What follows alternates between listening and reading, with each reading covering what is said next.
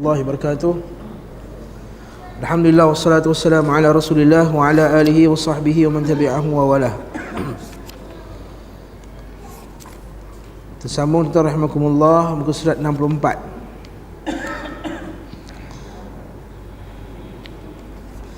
Itu syarat-syarat syahadatain. Syarat-syarat kalimah syahadatain, iaitu kita masih lagi membincang masalah tauhid al-uluhiyah, dan sekarang kita bincang pula masalah syarat-syarat dua kalimah, syarat kalimah la ilaha illallah. Syarat kalimah la ilaha illallah ada 7. Namun 7 syarat ini bukanlah kita kata datang ni daripada lafaz Nabi SAW. Maksud Nabi tak kata ada 7 syarat kalimah la ilaha illallah. Ini kita syarat yang dikeluarkan oleh ulama berdasarkan istiqra', berdasarkan kajian para ulama terhadap dalil-dalil yang datangnya Quran dan Sunnah. Seperti juga bila kita kata salat itu ada 13 rukun, setengah mazhab kata 19, setengah 18 dan lain-lain 13. Kita kata ini adalah berdasarkan istiqra'. Istiqra' itu apa? Kajian, analisis para ulama terhadap dalil Quran dan Sunnah Nabi SAW. Bukanlah semestinya kita kena hafal 7 ni dengan lafaz yang tertentu. Namun kalau kita ada 7 ni, maka kita telah melengkapi syarat-syarat kalimah la ilaha illallah. Seperti yang disebutkan oleh para ulama kita, dia kata la ilaha illallah itu kunci masuk syurga. Man qala la ilaha illallah dakhala al-jannah ala ma kana minal amal, kata Nabi sallallahu kepada Abu Dzar Al-Ghifari, kan? Dia kata baru tadi saja malaikat Jibril telah memberitahu kepada aku bahawa siapa man qala la ilaha illallah, siapa ucapkan la ilaha illallah, dakhala al-jannah ala ma kana minal amal, akan masuk syurga walaupun macam mana amalnya. Lalu berkata Abu Dzar, ya Rasulullah, wa in zana wa in saraq, walaupun dia berzina walaupun dia mencuri. Wa in zana wa in saraq, walaupun dia berzina walaupun dia mencuri. Wa in zana wa in saraq, walaupun berzina walaupun mencuri, ya Rasulullah. Wa in zana wa in saraq, walaupun berzina walaupun mencuri. Sampai 3 kali, walaupun ala ragmi anfi Abu Dzar, walaupun dicampakkan pasir di atas muka Abu Dzar, kata Nabi SAW. Sebab Abu Dzar sentiasa bertanya soalan tersebut, kerana Abu Dzar seolah-olah tidak boleh terima pada peringkat awalnya bahawa la ilaha illallah ni masuk syurga. Namun perlu difahami sedikit para ulama kita, la ilaha illallah itu memang man qala la ilaha illallah dakhala al-jannah, sebab ucapkan la ilaha illallah masuk syurga. Namun perlu difahami kunci syurga itu ada dia punya gigi. Ini kata para ulama salaf kita. Kunci syurga tu dia ada gigi. Kunci kan ada gigi dia, maka kunci yang tidak ada gigi tetap juga tak boleh buka. Dan gigi dia itulah kata ulama salaf kita, iaitu syurut syahadat la ilaha illallah, 7 syarat kalimah la ilaha illallah. Benda ni saya pernah sebut dalam kuliah di Mustaqim, silap saya 2-3 minggu lepas. Dan tapi saya beritahu dengan secara umum. Maka hari ini kita akan tengok dengan lebih detail berkenaan dengan dalil tersebut. Ada 7, iaitu pertama al-ilmu, yang menafikan al-jahl. Yang kedua yaqin, yang menafikan syak. Yang ketiga qabul, menafikan rad. Al-inqiyad, kepatuhan, yang menafikan tark, meninggalkan. Ikhlas, menafikan syirik. Sidq, benar, menafikan kadhib, berdusta. Mahabbah, cinta, menafikan baghdha, kebencian. Ada pula rinciannya seperti berikut. Yang pertama, ilmu, mengetahui, iaitu memahami makna dan maksudnya, iaitu makna, faham betul la ilaha illallah tadi. Dan alhamdulillah sepanjang 2 jam tadi sebelum asar kita dah bincangkan makna la ilaha illallah dengan mendalam. Dan itulah yang dikehendaki daripada makna la ilaha illallah tadi. Ustaz, adakah dahulu para sahabat dulu bila mengucap la ilaha illallah, Nabi ajar dia 7 syarat kalimah ni, ajar nafi wal isbat, ajar benda-benda buat kursus, maksudnya buat daurah la ilaha illallah? Kita kata pada zaman Nabi sallallahu alaihi wasallam, mereka ialah Arab yang khullas, Arab yang pure, yang faham makna la ilaha illallah tersebut. Sebab itulah Arab jahiliah ketika zaman tu, bila disuruh mengucapkan la ilaha illallah, mereka menolaknya. Sebab mereka faham, bila ucap la ilaha illallah, mereka kena tinggalkan ibadah berhala. Mereka terpaksa meninggalkan berdoa kepada berhala. Sebab mereka faham kalimah la ilaha illallah, mereka faham makna ilah, mereka faham makna la, mereka faham illa Allah itu. Malangnya musyrikin zaman sekarang, mereka mengucapkan la ilaha illallah dalam keadaan mereka tak faham makna tersebut. Lalu mereka mengucapkan la ilaha illallah dalam keadaan mereka mensyirikkan Allah Subhanahu wa taala. Sebab itulah para ulama kita disebut Abu Jahal itu lebih faham akan makna kalimah la ilaha illallah daripada orang musyrikin zaman sekarang. Kenapa? Abu Jahal faham bila sebut la ilaha illallah, dia tak boleh berdoa kepada makhluk, dia tak boleh sembelih kepada berhala, dia tak boleh doa kepada berhala, tak boleh berhajat kepada minta hajat kepada berhala, tak boleh istighathah kepada berhala, meminta pertolongan, tak boleh bertawakal kepada berhala. Namun pada zaman sekarang manusia terbalik. Dan kadang anda mengucapkan la ilaha illallah, dia buat benda-benda ni semua. Lepas tu kita kata zaman sekarang ramai mengucapkan la ilaha illallah tapi tak faham. Sebab tu mereka tak melengkapi syarat yang pertama ini. Bila tak faham kalimah la ilaha illallah dengan sebenar-benar kefahaman, lalu dalam keadaan dia beriman kepada Allah, dia bersyirikkan Allah Subhanahu wa taala juga. Ini Allah Ta'ala sebut dalam Al-Quran, wa ma yu'minu aktsaruhum billah illa wa hum musyrikun, surah Yusuf. Allah Ta'ala kata wa ma yu'minu aktsaruhum billah illa wa hum musyrikun. Tidaklah iman mereka kepada Allah melainkan iman mereka itu disertai juga padanya syirik. Nampak? Sebab kita faham kalimah la ilaha illallah. Jadi kata mengetahui apa yang ditiadakan, apa yang ditetapkan, yang menafikan ketidakketahuannya dengan hal tersebut. Betul Allah Ta'ala kata dalam Quran, illa man syahida bil haqqi wa hum ya'lamun. Dan akan tetapi orang yang dapat beri syafaat ialah orang yang mengakui yang hak, dia tahu tauhid dan mereka meyakininya, ya, mengetahui al-ilm. Sebab itulah para ulama kita seperti Syekh Abdul Wahab dalam kitab dia Usul Salasa atau Salasatul Usul disebutkan fa'lam annahu la ilaha illallah. Dibawakan dalil fa'lam annahu la ilaha illallah, ketahuilah bahawa tiada Tuhan disembah melainkan Allah. Melainkan tahu dahulu. Itu Imam Bukhari letakkan bab dalam Sahih Bukhari dalam kitab Al-Ilm, bab yang awal, al-ilmu qabla al-qawli wal amal, ilmu sebelum kata-kata dan amal. Jadi kena ilmu dulu mengenai la ilaha illallah, kemudian dia beramal. Wastaghfir li dhanbik, kemudian barulah wastaghfir li dhanbik, minta ampun untuk dosa kamu. Sebelum istighfar, dia kena ada ilmu berkenaan la ilaha illallah. Sebab ada orang istighfar, astagfirullahalazim, astagfirullahalazim, tangannya ditangkal, astagfirullah, dia minta hajat di kuburan, astagfirullah, kan ada sebahagian tu pula beristighfar di tepi kubur tadi. Sebelum dia buat minta hajat istighasah tadi tu, astagfirullahalazim, astagfirullahalazim, wahai fulan dan fulan, aku mohon kepadamu, istighfar dulu sebelum buat syirik. Allah Ta'ala fa'lam annahu la ilaha illallah wastaghfir li dhanbik, kemudian minta ampun untuk dosa kamu. Allah Ta'ala mengampunkan dosa-dosa kamu. Faham?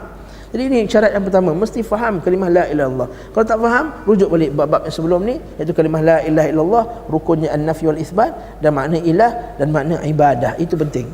Ini kata guru kami Syekh Abdullah Al-Ghunaiman hafizahullah taala, yang masih lagi kekal mengajar kitab tauhid setelah 20 tahun berada di Madinah. Diulang, dah habis khatam kitab tauhid Syekh Abdul Wahab tu diulang balik, dah khatam ulang balik, dah khatam ulang balik, sentiasa mengajar bab tersebut. Apa dia kata bila manusia jahil tentang dua perkataan Allah dan makna ibadah, maka orang akan jadi mudah terjatuh dalam syirik.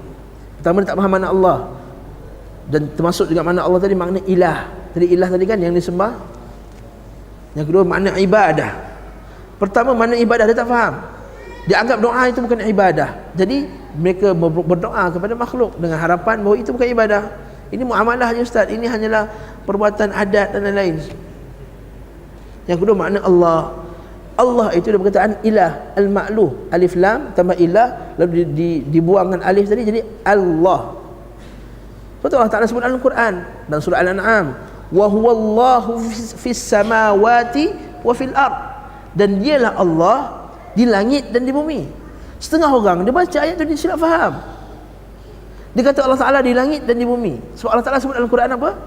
Wa huwallah, dan dialah Allah, fis samawat, di langit, wa fil ard, dan di bumi. Lalu kita lihat dalil bahawa Allah Ta'ala di langit dan di bumi. Maknanya dia tak faham makna Allah. Maknanya dia tak faham makna Allah. Allah maksudnya al-ilah. Allah itu al-ma'bud. Jadi wa huwallah al-ma'budu fis samawat al-ma'budu fil ard. Maksudnya apa? Dan dialah Allah. Allah maksudnya apa? Yang disembah, yang disembah di langit dan disembah di bumi. Maksudnya makhluk di langit sembah Allah, makhluk di bumi pun sembah Allah. Bukan maksud Allah tu di langit dan Allah tu di bumi. Nampak? Tak faham makna Allah. Adapun masyarakat jahiliah ada faham benda tersebut, sebab mereka itu Arabul Khulas, Arab yang pure, Arab pure yang faham makna tersebut. Faham tak? Seterusnya al-yaqin.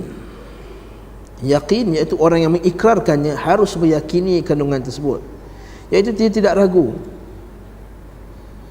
Ragu di sini maksudnya dia tidak kata dalam diri dia, betul ke tak Allah Ta'ala ni Tuhan ataupun tidak. Bukan dengan ragu-ragu sebagai manusia datang padanya ragu-ragu, syaitan. Itu hadis sahih Muslim, Nabi SAW bersabda, la yazalun nas yatasaalun hatta yaqul hadza khalaqallah wa man khalaqallah. Nabi SAW, manusia itu sentiasa akan berada dalam jiwa dia pertanyaan. Yatasaalun, ini Allah Ta'ala cipta, ini Allah Ta'ala cipta. Siapa ciptakan Allah? Pernah tak soalan ni keluar? Pernah masa kita kecil-kecil dulu kan? Hatta sekarang pun kadang-kadang syaitan datang, ini Allah Ta'ala cipta, ini Allah Ta'ala cipta. Siapa yang ciptakan Allah? Timbul soalan, siapa yang ciptakan Allah? Bila siapa keluar soalan, siapa yang ciptakan Allah? Maka Nabi SAW kata apa? Minta izin kepada Allah, minta perlindungan daripada Allah SWT. Baca a'udzubillahi minasyaitanir rajim. Dan riwayat Abu Daud, berpaling ke kiri dan ludah belah kiri. Tak boleh juga solat 2 rakaat kalau timbulnya syak macam tu. Manusia biasa akan terkena macam ni, terutama sekali bila dia buka buku yang penuh dengan syubhat, dengan akidah-akidah yang terpesong, website-website yang salah, yang terpesong.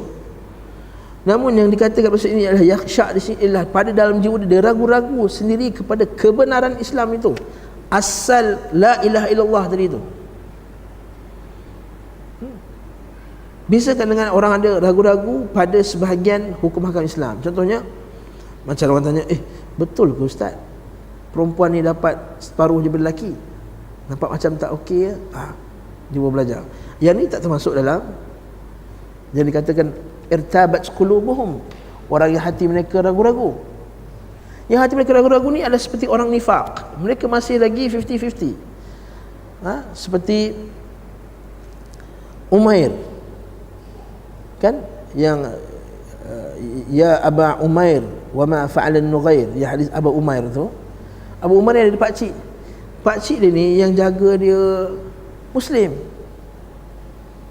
Tapi pernah sekali bila dia balik rumah, dia dengar pakcik dia kata apa? Dia kata, kami ni beramal dengan solat apa semua ni sebab kami mana tahu ajaran Nabi Muhammad ni benar. Mana tahu ajaran Nabi Muhammad ni benar. Nampak tak? Macam orang solat lah, pasal kau solat ni, mana tahu Islam ni betul, dapat macam masuk syurga. Mana tahu tu maksudnya dia dalam keadaan 50-50 lagi. Lalu Abu Umar kata, aku akan sampaikan ini kepada Rasulullah SAW sebab engkau telah nifaq. Nampak tak? Itu maksudnya yang dimaksudkan dengan ragu-ragu tadi. Ada pun timbul keraguan pada sebahagian syariat Islam, dan itu bukan yang dimasukkan dalam ragu-ragu ni. Jadi apa kata dalil Allah Subhanahu Wa Taala, innamal mu'minuna alladzina amanu billahi wa rasulihi thumma lam yartabu. Kemudian dia tidak ragu-ragu. Itu dalilnya, la yartabu. Kalau ia ragu, ia menjadi munafik. Nampak saya sebut? Kalau ia ragu, ia jadi munafik. Wa minan nasi man ya'budullaha ala harf. Allah Ta'ala kata dalam Quran. Dan dari manusia ini menyembah Allah ala harfin, iaitu harfnya apa dia? Bila dapat yang baik, dia akan patuh Allah. Bila dapat buruk, dia akan kutuk. Ini maksud ragu-ragu. Bila dapat rezeki, Masya Allah, Allah Ta'ala sayang apa semua. Bila tak dapat, Allah Ta'ala tak sayang, Allah Ta'ala tarik rezeki kita, Islam ni tak betul. Nampak tak? Bila Islam menang, Islam kuat, dia kata Islam ni betul, Islam ni hebat. Bila Islam kalah, nampak Islam teruk. Ini Allah Ta'ala kata dalam Quran, wa minan nasi man ya'budullaha ala harfin. Apa lagi Allah Ta'ala sebut dalam Quran? Ada hadis Nabi SAW, man laqita wara'a hadzal ha'id. Ini hadis Abu Hurairah kan? Anda dengar tak hadis tu? Hadis yang panjang, agak panjang berkaitan dengan satu masa Nabi SAW dengan sahabat-sahabat, antaranya Abu Hurairah radhiyallahu an. Kemudian tiba-tiba Rasulullah bangun dan beredar. Maka sebagian sahabat kata, ya, kenapa Rasulullah tiba-tiba beredar? Ada masalah ke? Beredar, dan kemudian Nabi SAW masuk ke ladang kurma, dan biasa ladang kurma ada tembok-tembok, dan Nabi berada di sebalik tembok. Maka Abu Hurairah ikut. Abu Hurairah ikut di belakang, dan kata, Rasulullah, kenapa ada masalah ke? Tak, bukan ada masalah, semua tidak. Dia kata, kemudian Nabi bagi Abu Hurairah sepasang kasut. Bukan Nabi kata hadis ni, man laqita wara'a hadzal ha'id, siapa yang kamu jumpa di sebalik tembok ini, yang mengucapkan la ilaha illallah, yang mengucapkan la ilaha illallah, tidak mensyirikkan Allah dengan sesuatu pun, dengan penuh hati, mustayqinan min qalbih, man qala la ilaha, man yashhadu an la ilaha illallah mustayqinan min qalbih, dengan hati yang penuh yakin, fabashshirhu bil jannah, maka bagi tahu dia bahawa dia itu ahli syurga. Abu Hurairah buatlah macam Nabi suruh. Dia bawalah kasut tu, bawa kasut tu. Sebab apa Nabi bagi kasut? Sebagai bukti bahawa memang kata-kata itu datang daripada Nabi, sebab orang kenal kasut Nabi. Saya kira cok mahu lah. Dia pun bawa. Orang yang pertama dia jumpa Umar Al-Khattab. Bila dia bagi tahu saja Umar Khattab, ya Umar Khattab yashhadu an la ilaha illallah Muhammadur Rasulullah, dakhala al-bashiru bil jannah, dakhala al-jannah, Umar Khattab pukul dia, pam, sampai terjatuh di atas punggung dia. Sebab dia kata, kenapa kau pukul aku? Dia dah macam nak menangis. Dia kata, siapa yang beritahu ni? Umar Khattab. Siapa yang beritahu ni? Abu Hurairah pun bangun, dia pun berlari balik ke Rasulullah SAW. Umar ikut belakang, follow. Sekali dia sampai kat Nabi SAW, orang kata, ya Rasulullah, Umar buat sekian dan sekian. Nabi kata, Umar, kenapa kamu buat ni? Dia kata, ya Rasulullah, kalau orang di luar sana tahu akan hadis ni, mereka akan tinggalkan amal. Mereka akan tinggalkan amal. Apa kata Nabi SAW? Benar, kata Umar Al-Khattab. Benar, kata Umar Al-Khattab. Dia sama juga macam hadis Muaz. Kenal dengan hadis Muaz bin Jabal, dia naik unta dengan Nabi SAW. Berkenaan dengan Nabi tanya, wahai Muaz, ya Muaz, labbaik ya Rasulullah. Nabi jalan lagi, ya Muaz, labbaik ya Rasulullah. Nabi diam lagi. Muaz tak kata apa. Rasulullah dua kali panggil, tak kata apa-apa pun. Tak, dia diam, dia adab dengan Nabi SAW. Maka kali ketiga, ya Muaz, labbaik ya Rasulullah, atadruna ma haqqullahi 'alal ibad wa haqqul ibadi 'ala Allah. Adakah kamu tahu apakah hak Allah ke atas hamba-Nya dan hak hamba ke atas Allah? Allah wa Rasuluhu a'lam. Muaz kata, Allah dan Rasulnya lebih mengetahui. Haqqullahi 'alal ibad an ya'buduhu wa la yusyriku bihi syai'a, iaitu hak Allah ke atas hamba-Nya, iaitu menyembah dan tidak syirikkan Allah dengan sesuatu pun. Dan apakah hak hamba ke atas Allah pula? Iaitu Allah Ta'ala tidak akan mengazab siapa mengucapkan la ilaha illallah dan tidak mensyirikkan Allah dengan sesuatu pun. Apa kata Muaz di hujung tu? Afala ubashirun nas, boleh tak aku bagi tahu manusia semuanya tentang hadis ini? Nabi kata, la fayattakilu, jangan, nanti mereka akan tinggalkan amal. Tapi hadis itu tersebar juga tak akhirnya. Yes, hadis itu tersebar juga. Macam mana tersebar?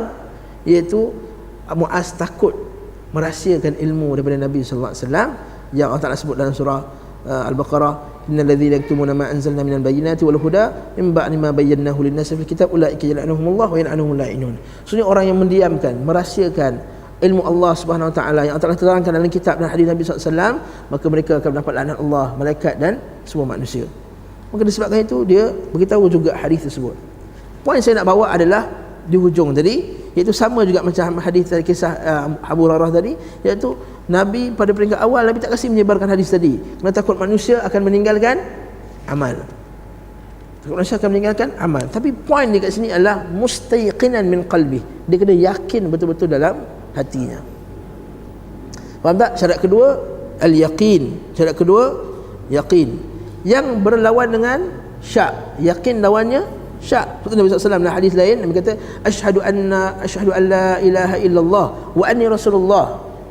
Aku bersaksi bahawa aku tiada Tuhan disembah melainkan Allah dan aku adalah Rasulullah. Ma laqiyallahu 'abdun bihima, tidaklah seorang hamba itu berjumpa dengan Allah Subhanahu wa taala. Dengan dua lafaz ini, ghairu syakin, ghairu syakin, dalam keadaan dia tidak syak. Illa dakhala jannah, melainkan Allah Taala akan masukkan dia ke dalam syurga.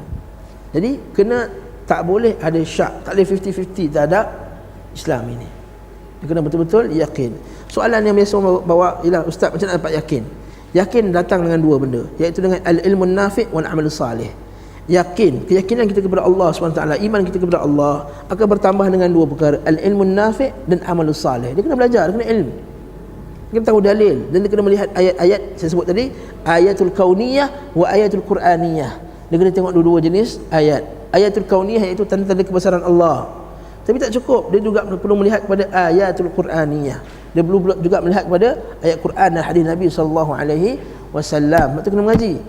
Nak tambah keyakinan kena ngaji, kena tengok hadis Nabi, kena belajar kitab tauhid, kena belajar tauhid dan tauhid lagi. Tak boleh kata aku dah baca kitab tauhid, aku dah baca kitab usul salasah, aku dah khatam dah tak payah belajar kitab tauhid, tak belajar tauhid lagi dah. Tidak perlu, bukan macam tu. Bukan sebegitu. Lihat saja para masyaikh kita rahimahumullah, hafizahumullah, sebagian mereka mempelajari kitab tauhid berpuluh-puluh kali. Sebagian syekh 12 kali. Syekh bin Baz rahimahullahu ta'ala lebih daripada 30 kali baca kitab tauhid, lebih daripada puluh-puluh kali baca usul salasah, berpuluh-puluh kali baca usul salasah. Syekh Abdullah Ghunaiman saya sebut tadi, dia dah khatam Fathul Majid, diulang lagi sekali lagi Fathul Majid sekarang, dan nak habis dah Fathul Majid yang kali kedua ni, dan pasti dia akan ulang lagi kitab Fathul Majid syarah kitab tauhid. Betul, para ulama kata at-tikrar ahla, mengulang tu lagi bagus. Mengulang tu lagi bagus. Kau menguatkan apa ilmu yang kamu telah pelajari, lebih baik daripada kamu pelajari ilmu yang baru. Kau mengingati balik apa yang telah kamu lupa, lebih baik daripada kamu dapat ilmu yang baru. Ini kata ulama salaf kita. Okey. Seterusnya al-qabul, iaitu menerima. Kita dah belajar tadi, dah yakin, dia kena terima. Terima apa? Kata penulis kitab ni, iaitu menerima kandungan dan konsekuensi kalimah la ilaha illallah. Konsekuensi kalimah la ilaha illallah apa dia? Dia sebut la ilaha illallah, dia kena patuh Allah. Dia sebut la ilaha illallah, dia kena tinggalkan syirik. Dia sebut la ilaha illallah, dia kena tinggalkan sembahan kuburan. Dia sebut la ilaha illallah, dia kena bertawakal hanya kepada Allah. Dia sebut la ilaha illallah, dia kena potong semua tangkal-tangkal yang ada kat rumah dia. Dia sebut la ilaha illallah, dia kena buang semua benda khurafat dalam rumah dia. Dia sebut la ilaha illallah, dia kena meninggalkan segala bentuk penghambaan ubudiyah dia kepada makhluk. Itu maksud qabul. Dia kena terima. Sebab ada orang, dia dah yakin, dia dah ada ilmu, dia dah yakin, tapi dia tak nak terima kebenaran tersebut. Jadi dia panggil apa? Takabbur. Ini dia panggil takabbur. Apa kata Allah Ta'ala dalam Quran? Siapa yang mengucapkan tapi tidak menerima dan mentaati, makna ia termasuk orang yang difirmankan Allah, innahum kanu idza qila lahum la ilaha illallah yastakbirun. Mereka itu bila dikatakan kepada mereka la ilaha illallah yastakbirun. Wa yaqulun, mereka mengatakan a inna latariku alihatina li syairin majnun, adakah kita akan tinggalkan sembahan-sembahan kita sebab seorang tukang syair yang gila ni? Ayat yang sama juga boleh berkenaan dengan Fir'aun kan, wajahadu biha wastaiqanatha anfusuhum zulman wa ulwa, wajahadu biha wastaiqanatha, dia menolaknya sedangkan dia telah yakin dengannya. Dalil bahawa yakin, tahu dan yakin tak cukup, dia perlu kepada al-qabul. Siapa yang yakin? Tentu sekali yang paling yakin iblis. Betul tak? Iblis lebih yakin daripada kita, sebab iblis pernah berdialog dengan Allah Subhanahu wa taala. Betul tak? Iblis pernah berdialog dengan Allah. Bahkan iblis memohon kepada Allah agar Allah Taala panjangkan umurnya. Kalau Rabbi anzirni ila yaumil yub'atsun, ya Allah, Tuhanku panjangkanlah umur aku hingga ke hujung masa, hingga ke hari kiamat. Kita sebagaimana kita sebagai musyrikin dari kalangan umat Islam pun tak mohon kepada Allah, pohon kepada pokok, kepada wali, pohon kepada kuburan.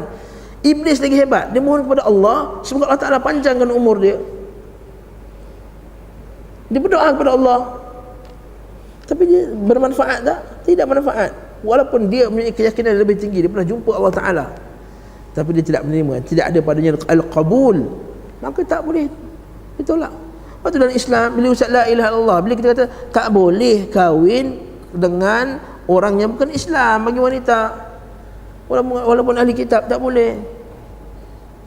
Dia tolak, mana boleh, ini hukum korang, ini hukum ulama, ini bukan hukum Allah, dia kata. Ini dilakukan oleh sebahagian liberal dan lain-lain. So dia tak menerima, tak ada qabul pada penerimaan apa yang Allah Ta'ala sebutkan tadi dalam Quran dan sunnah Nabi SAW. Ini seperti halnya penyembah kuburan dewasa ini. Mereka mengikrarkan la ilaha illallah, tapi tidak mahu meninggalkan penyembahan terhadap kuburan. Dengan demikian berarti mereka belum menerima makna la ilaha illallah. Keempat, inqiyad, tunduk dan patuh dengan kandungan tadi. Terima, lepas terima dia kena tunduk dan patuh, dia kena lakukan. Apa beza inqiyad dengan qabul? Al-qabul, kata Syekh Muhammad Ibrahim, bekas mufti Arab Saudi, dia kata kemungkinan al-farq, beza antara al-inqiyad dengan qabul. Qabul itu menzahirkan penerimaan. Qabul itu apa tadi? Menzahirkan penerimaan. Ya, saya terima, dan sekali tak boleh. Adapun inqiyad, dia lakukan benda yang dia telah terima tadi. Contohnya, dia terima bahawa sunnahnya kita kena dapatkan saf. Contohnya, itu qabul. Ya, kita kena dapat saf. Tapi dari segi pelaksanaannya dia tak buat. Maka dia tak ada inqiyad, dia tak ada kepatuhan lagi. Nampak tak? Dia tahu tangkal itu syirik, dan dia terima bahawa hukum memakai tangkal itu syirik akbar. Kalau dia iktikad bahawa tangkal itu buat manfaat mudarat, dan jadi syirik asghar sekiranya tangkal itu dijadikan sebab. Tapi dia masih lagi pegang tangkal. Maksudnya dia tidak ada inqiyad. Manfaat tak? Tak manfaat. Dia masih lagi terkena syirik tadi. Lepas tu terima satu, inqiyad, kepatuhan tu mesti juga ada. Apa kata Allah SWT? Wa man yuslim wajhahu ila Allah wa huwa muhsin faqad istamsaka bil urwatil wuthqa. Barang siapa menyerahkan dirinya kepada Allah. Apa maksud menyerahkan diri kepada Allah? Kata Ibn Kathir rahimahullah, iaitu akhlasa lahul amal, mengikhlaskan diri beramal kepada Allah, wanqada li amrihi wattaba'a syar'ahu, dan patuh kepada arahan Allah, wattaba'a, dan ikut syar'ahu, mengikut syarak Nabi Muhammad sallallahu alaihi wasallam.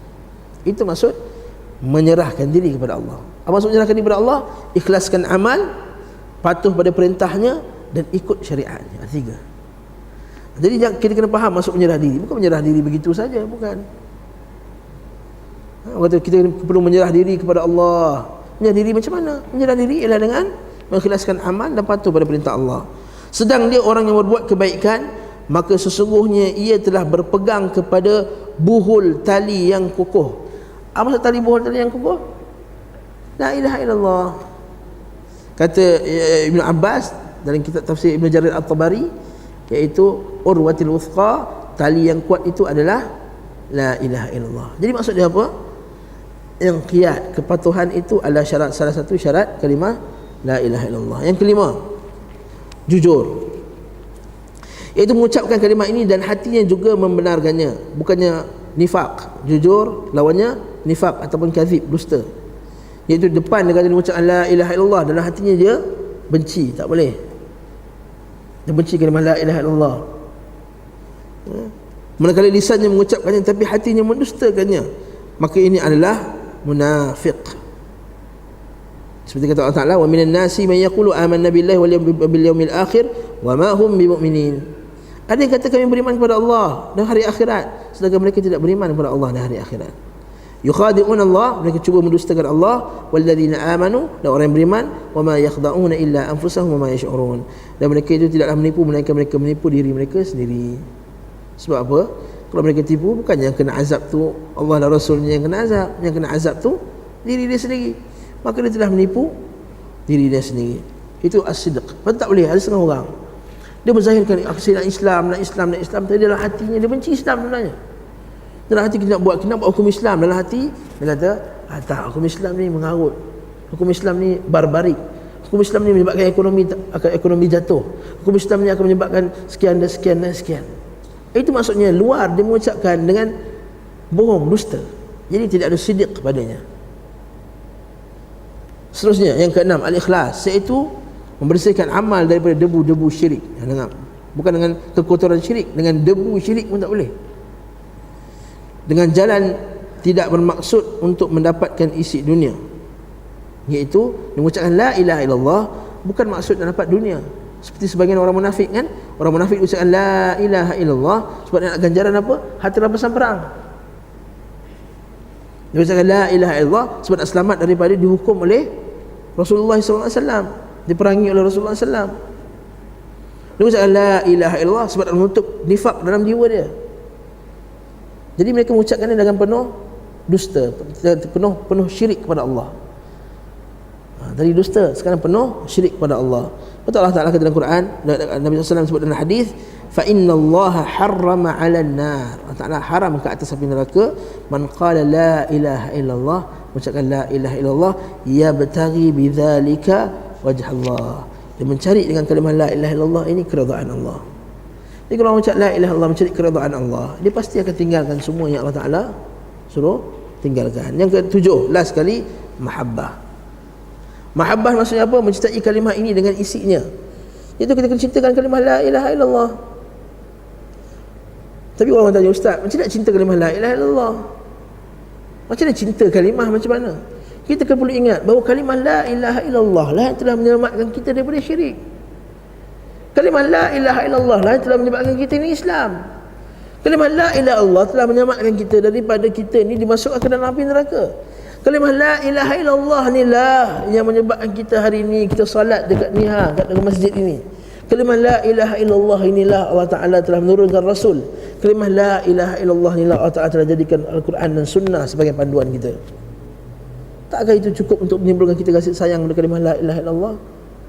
Jadi kalimah la ilaha illallah ni kalimah yang mahal. Sebab itulah Nabi Musa AS dia mohon kepada Nabi SAW, kepada Allah SWT. Nabi Musa mohon kepada Allah, ya Allah, ajarkan aku satu kalimat yang special, khas untuk aku. Maka Allah Ta'ala kata, ucapkanlah la ilaha illallah. Kata Nabi Musa AS, ya Allah, kalimah ini semua manusia tahu. Apa yang mahalnya? Kata Allah SWT, kalaulah kalimah la ilaha illallah diletakkan dan segala dunia ini letakkan dalam satu lagi, dan saya berat lagi kalimah la ilaha illallah. Bila kita faham kalimah la ilaha illallah ni kalimah yang mahal, yang menjaga tauhid kita, yang menjaga akidah kita, maka kita jaga dia elok. Jaga dia elok. Handphone mahal, handphone kita mahal, kita jaga, letak dalam poket, letak dalam ni, letak dia punya pembalut lagi, tak kasih anak kita main. Dulu masa handphone murah kasih anak main, handphone mahal tak kasih anak main.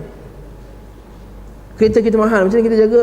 Tiap minggu basuh, hantar pergi polish lagi, tak kasih anak makan dalam kereta. Kereta mahal, 50,000 mahal, 70,000 mahal, 100,000 mahal, 200,000. La ilaha illallah lebih baik pada segala isi dan dunianya, dunia dan isinya. Sebab tu mereka jaga. Sebab tu para salafus salih dia jaga la ilaha illallah. Dia tak boleh jatuh satu sengat pun tak boleh. Sebab tu mereka kata al-iman al-qulub ad-dha'ifah wal fitan khattafah. Iman itu dhaif, hati itu dhaif, dan fitnah yang ada di luar ini memakan fitnah ini, memakan hati kita ini. Lepas tu mereka tak duduk di tempat-tempat di mana boleh menyebabkan iman mereka jatuh. Lepas tu kata para ulama kita, Sufyan Ats-Tsauri, Al-Haythami bin Syafi'i, kata Imam Ahmad bin Hanbal, la tujalisu ahlal bid'ah, jangan duduk dengan ahli bid'ah, dan dia akan melemahkan iman kamu. Namun sekarang ni orang menisbahkan dirinya kepada ahli sunnah wal jamaah, duduk dalam majlis kubur, ahli kubur, penyembah kubur, kononnya nak mengambil ilmu hati daripadanya. Duduk dengan ustaz-ustaz sunnah ni semua kekeh garang-garang. Kau nak duduk dengan ustaz tu, hati dia lembut, cakapnya mengalir air mata. Mengalir air mata tapi jiwa penuh dengan syirik, buat apa? Apa juga ustaz-ustaz ni sunnah ni boleh syirik, tauhid rububiyah uluhiyah. Kami nak dengar ilmu jarah wa ta'dil. Ilmu jarah wa ta'dil orang tak tanya dalam kubur, ya tuan-tuan. Orang tak tanya dalam kubur nanti perawi sekian ni apa, saduk ke, sayyul hifz ke, kuat ke hafazannya, lemah. Allah Ta'ala akan tanya la ilaha illallah. Betul sebagian orang sibuk sanad sana sanad sini, tapi dia lupa benda ni, lupa bahawa penyembah kubur itu dosa. Betul, kadang-kadang tergeram tengok sebagian anak muda, ya?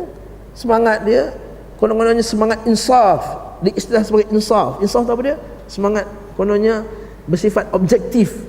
Kita kena duduk sama-sama share, semua kuliah kita kena pergi share. Tak lebih kuliah sebelah situ je, kita pergi kuliah sebelah sini juga. Kita dengar dua belah pihak. Apa yang menjamin kamu bila kamu dengar daripada penyembah kubur tadi, kamu tak terpengaruh dengan penyembah kubur? Itu yang terjadi pada sahabat kita yang belajar sunnah. Duduk bersama mereka sekarang ni mengatakan bahawa kalau sebut ya Muhammad, bantulah aku, boleh. Inna lillahi wa inna ilaihi raji'un. Pertahankan perbuatan orang yang pergi ke kubur Nabi Hud dan memohon di kubur Nabi Hud. Pertahankan orang yang mandi di sungai di Tarim sana, mengatakan dengan harapan bahawa siapa yang mandi di sungai itu kelak di akhirat kelak dia akan dapat mandi di sungai di akhirat kelak. Pertahankan apa ni? Kata bercampur dengan ahli bid'ah akan merosak jiwa-jiwa. Sebab dia tak faham mahabbah ini, dia tak faham kalimah la ilaha illallah, tak cinta kalimah la ilaha illallah. Kita kalau cinta anak kita, apa yang kita buat? Nyamuk ketip seekor pun kita akan marah. Kita akan marah nyamuk tu. Penuh rumah kita pasang tembak risek, nak pula musim denggi lagi kita takut. Tengok anak ke satu nyamuk dah, Allah takut. Amal tahu nyamuk denggi ke nyamuk Aedes ke yang gigit. Betul tak? Takut tak? Takut. Anak kita demam, mana tahu demam denggi, pergi hospital paling mahal tu nak cek demam je pun. Pergi pakar kanak-kanak yang paling hebat. Sebab sayangnya anak, itulah dia. La ilaha illallah ni patut kita lebih sayang, kerana kalimah la ilaha illallah lah yang bakal akan menyelamatkan anda daripada azab oleh Allah Ta'ala ke akhirat kelak. Itu kena faham. La ilaha illallah ni akan menyelamatkan kita, akan mendapatkan kita dapat syafaat Allah, syafaat Nabi Muhammad SAW, syafaat daripada Allah, syafaat daripada para malaikat, syafaat daripada orang saleh. Akhriju minan nari man qala la ilaha illallah, akhriju minan nari man fi qalbihi habbatu khardal minal iman. Wa adna min zalik, kata Nabi SAW, keluarkan daripada neraka itu orang mengucapkan la ilaha illallah walaupun sebesar zarah habbatu khardal. Wa adna min zalik, walaupun lebih kurang daripada itu, walaupun lebih kurang daripada itu. Maksudnya dia macam la ilaha illallah, tidak mensyirikkan Allah. Dia kata ini mahabbah kalimah la ilaha illallah, kena faham. Bila dia faham, dia akan jaga kalimah la ilaha illallah ni. Setengah orang tak faham, betul tak jaga kalimah la ilaha illallah, betul tak peduli belajar tauhid. Sebab dia tak tahu kalimah la ilaha illallah lah yang bakal menyelamatkan dia akhirat kelak. Kalau kita ada satu surat tu kata siapa ada pegang surat ni nanti dia boleh masuk syurga, kita akan jaga, kita akan frame elok. Macam surat beranak kita, betul tak? Surat beranak kita jaga macam mana? Letak dalam plastik, jaga cermat, simpan elok. Nak pula macam isteri saya, ada orang Kamboja, ada satu surat je. Kalau tak ada surat tu, dia anggap sebagai pendatang luar negara dah. Surat masa dia mula-mula masuk Malaysia dulu. Surat tu dia punya jaga la ilaha illallah. Sampai saya pun dia boleh marah lah. Surat tu kalau tak ada, dia, mak dia dan adik dia akan dan abang dia akan dianggap sebagai bukan penduduk Malaysia.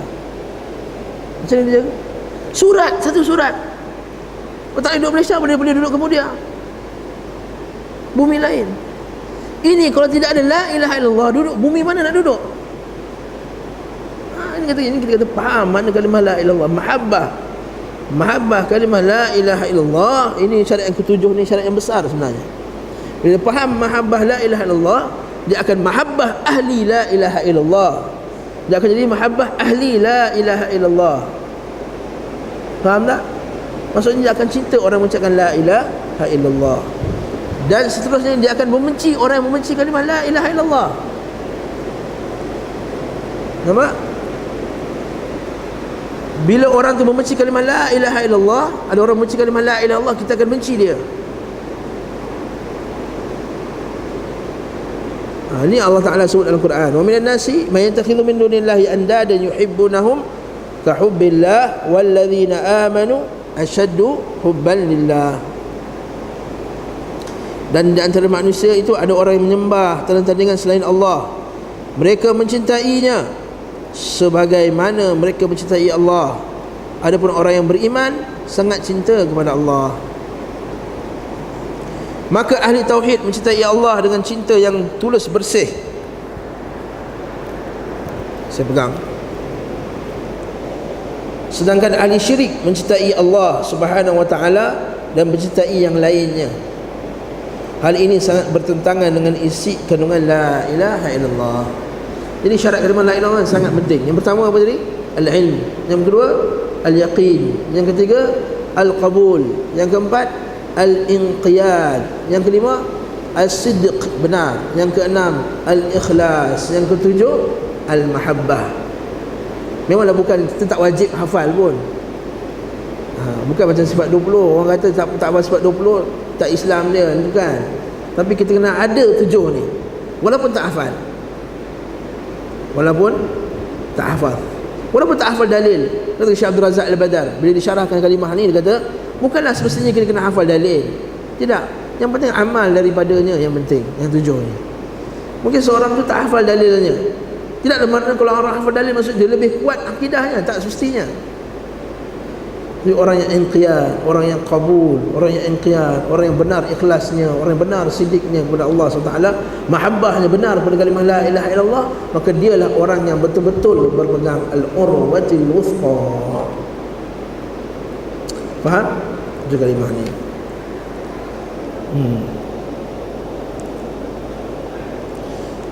Bab lain saya tak sentuh, bab perkara batalkan keislaman, sebab dah ada dah CD dah jual lah.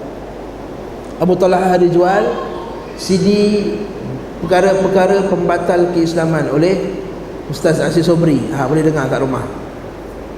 Kita masuk seterusnya tasyri'. Ini bab penting. Muka surat 74. Termasuk dalam akidah al-uluhiyah juga ialah bab tasyri', iaitu tasyri', iaitu yang membuat syarak. Pembuat syarak. Siapa yang buat syarak? Hanya 2, Allah dan Rasulnya sahaja yang buat syarak. Atau kalau kita buat kitab usul fiqh, al-musyarri', musyarri' itu siapa? Hanyalah Allah dan Rasulnya. Tak boleh kita meletakkan hak tasyri' kepada makhluk. Tasyri' adalah hak Allah Subhanahu wa ta'ala. Yang dimaksud dengan tasyri' adalah apa yang diturunkan Allah Subhanahu wa ta'ala untuk hamba-Nya berupa jalan yang harus mereka lalui dalam bidang akidah, muamalat dan sebagainya seperti ibadah. Termasuk di dalamnya masalah penghalalan dan pengharaman. Tak boleh ada orang menghalalkan dan mengharamkan melainkan dengan ada dalil syarak. Tidak seorang pun berwenang-wenang menghalalkan kecuali apa yang sudah dihalalkan oleh Allah. Juga tidak boleh mengharamkan apa yang telah diharamkan oleh Allah Subhanahu wa taala. Allah Ta'ala berfirman, ini bahaya, dengar ayat itu betul. Kadang-kadang, terutama sekali ustaz lah suka cakap ini halal, ini haram dengan mudah. Allah Ta'ala kata dalam Quran, وَلَا تَقُولُوا لِمَا تَصِفُ أَلْسِنَتُكُمُ الْكَذِبِ هَذَا حَلَالٌ وَهَذَا حَرَامٌ لِتَفْتَرُوا عَلَى اللَّهِ الْكَذِبِ. Dan janganlah kamu mengatakan terhadap apa yang disebut-sebut oleh lidahmu secara dusta. Ini halal, ini haram. Senang-senang, ini halal, ini haram. Ini halal, ini haram. Raibina haram sebab dia buat daripada anggur. Bukan semudah tu. Bukan semudah tu ada haram. Untuk mengada-adakan kebohongan untuk Allah. Ini dalam bab kata ini halal, ini haram. Apatah lagi dalam bab kata ini sesat, ini tak sesat, lebih teruk. Ini bab halal haram, bab masalah hukum. Apatah lagi masalah akidah mengatakan ini sesat. Siapa kata tauhid 3 ni, siapa beriman dengan tauhid 3 sesat dia, macam Nasrani. Lagi dusta. Dusta ke atas agama Allah. Siapa kata Allah Ta'ala di atas arash, maka dia mujassimah, maka telah menjisimkan Allah. Ini dusta, lagi teruk daripada halal dan haram tadi. Sebab menghukum orang kafir. Man qala li akhihi ya kafir faqad ba'a biha ahaduhuma. Sebab kata kepada saudaranya wahai kafir, maka kembali pada salah seorang daripadanya. Itu juga Allah Ta'ala kata dalam Quran, Qul ara'aytum ma anzalallahu lakum min rizqin faj'altum minhu haraman wa halalan qul Allahu adhina lakum am 'ala Allahi taftarun. Katakanlah, terangkanlah kepadaku tentang rezeki yang diturunkan oleh Allah kepadamu, lalu kamu jadikan sebahagiannya haram dan sebahagiannya halal. Ini perbuatan orang musyrikin dahulu. Mereka mengambil saibah, bahirah, hamin, ma ja'alallahu min bahiratin wala sa'ibatin wala hamin wala wasilatin yaftaruna 'ala Allahi al-kadhib. Mereka ni orang musyrikin dahulu, bila serta-serta binatang ini keluarkan anak sebanyak sekian dan sekian, kemudian keluar anak yang ketujuh ke, maka dia katakan unta ini tak boleh lagi dimakan, tak boleh lagi disentuh. Ini bahirah. Saibah lebih kurang macam tu. Dan bila dah sampai satu umur, ada unta tersebut telah mencapai umur 10 tahun, kemudian sekian lahirkan anak jantan, anak betina sebanyak 6 ekor, kemudian anak ketujuh jantan, maka telinganya dirobekkan sedikit, maka haram untuk dimakan. Ini kita kata termasuk perbuatan menghalalkan yang haram dan mengharamkan yang halal. Ini termasuk boleh perkara yang boleh merosakkan akidah. Allah SWT sebut, buka surat 76.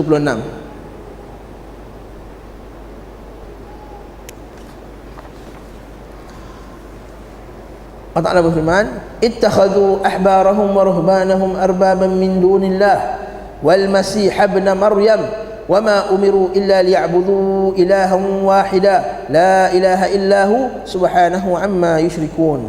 Mereka menjadikan orang-orang alimnya dan rahib-rahib mereka sebagai Tuhan selain Allah.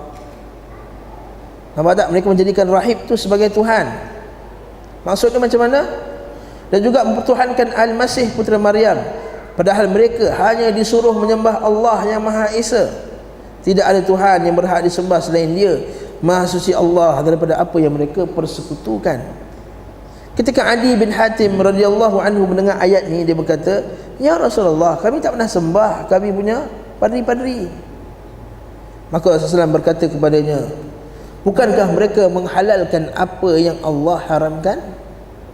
Dan kemudian kalian menghalalkannya? Dan mereka mengharamkan apa yang Allah halalkan dan kalian mengharamkannya?" Dia kata, "Ya, betul." Maka Nabi SAW berkata, itulah bentuk ibadah kepada mereka. Tapi masalah ni kita perlu tafsir, kita perlu detailkan supaya tak cepat hukum orang kafir. Kata Ibn Taymiyah rahimahullahu ta'ala, tak ada dalam kitab ni, siapa yang menganggap bahawa guru ni ke atau pemimpin dia boleh menghalalkan yang haram dan mengharamkan yang halal dengan iktiqad bahawa gurunya boleh buat benda tadi, berhak melakukan benda tadi, inilah yang dikatakan kafir, terkeluar daripada Islam. Sebab hak mengatakan halal dan haram hanyalah Allah Subhanahu wa ta'ala. Satu. Dan iktiqad kata boleh. Siapa yang taat pada pemimpinnya atau gurunya atau syekhnya dalam menghalalkan yang haram dan mengharamkan yang halal, dalam keadaan dia iktiqad bahawa benda tersebut syirik kepada Allah, dia tahu benda tersebut salah, tapi dia patuh kerana nakkan habuan dunia, dia patuh kerana nakkan habuan dunia. Seperti contohnya, tak nak kehilangan undi contohnya, tak nak kehilangan penyokong contohnya, atau nakkan dunia contohnya, maka kat sini dia tak jatuh kufur, tak jatuh kafir, dia berdosa besar. Yang ketiga, dia patuh kepada gurunya dalam menghalalkan yang haram dan mengharamkan yang halal dengan iktiqad bahawa gurunya tadi telah melakukan ijtihad berdasarkan Quran dan Sunnah, dengan harapan, dengan sangkaan bahawa gurunya tadi telah melakukan ijtihad berdasarkan Quran dan Sunnah, maka dia tak jatuh dalam perbuatan yang haram. Namun sekiranya dia mempunyai keupayaan untuk melihat balik dalil nas tadi dan dia nampak pertentangan dan dia nak ambil juga pendapat tadi, maka kat ketika itu dia boleh jatuh kufur ataupun jatuh pada tempat yang haram. Nampak tafsir tadi kena faham. Yang pertama tadi dia menganggap tok guru dia macam Nabi Muhammad SAW. Ini banyak guru tarikat. Tak apa, guru tarikat kita boleh berzina, tak ada masalah, sebab dia telah mencapai makam hakikat. Ini kita kata kufur kepada Allah, mengharamkan yang halal, menghalalkan yang haram. Yang kedua, biasanya ahli politik lah, dia taat juga pada pemimpin dia dalam menghalalkan yang haram, sebab nanti kan dia kehilangan jawatan dan seumpamanya. Yang ketiga tu biasanya dalam masalah fiqh. Dalam masalah fiqh, dalil dah jelas mengatakan benda tersebut haram. Haram buat binaan di atas kubur. Dia kata guru dia halal. Kata gurunya halal.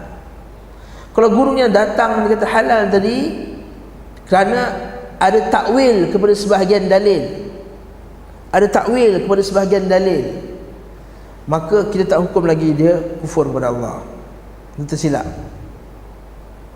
Lepas tu kat atas dasar inilah para a'immah kita, imam-imam kita tak jatuhkan kufur kepada Mu'tazilah, kepada pemimpin yang kata Al-Quran itu makhluk, sebab mereka jatuh pada kesalahan takwil.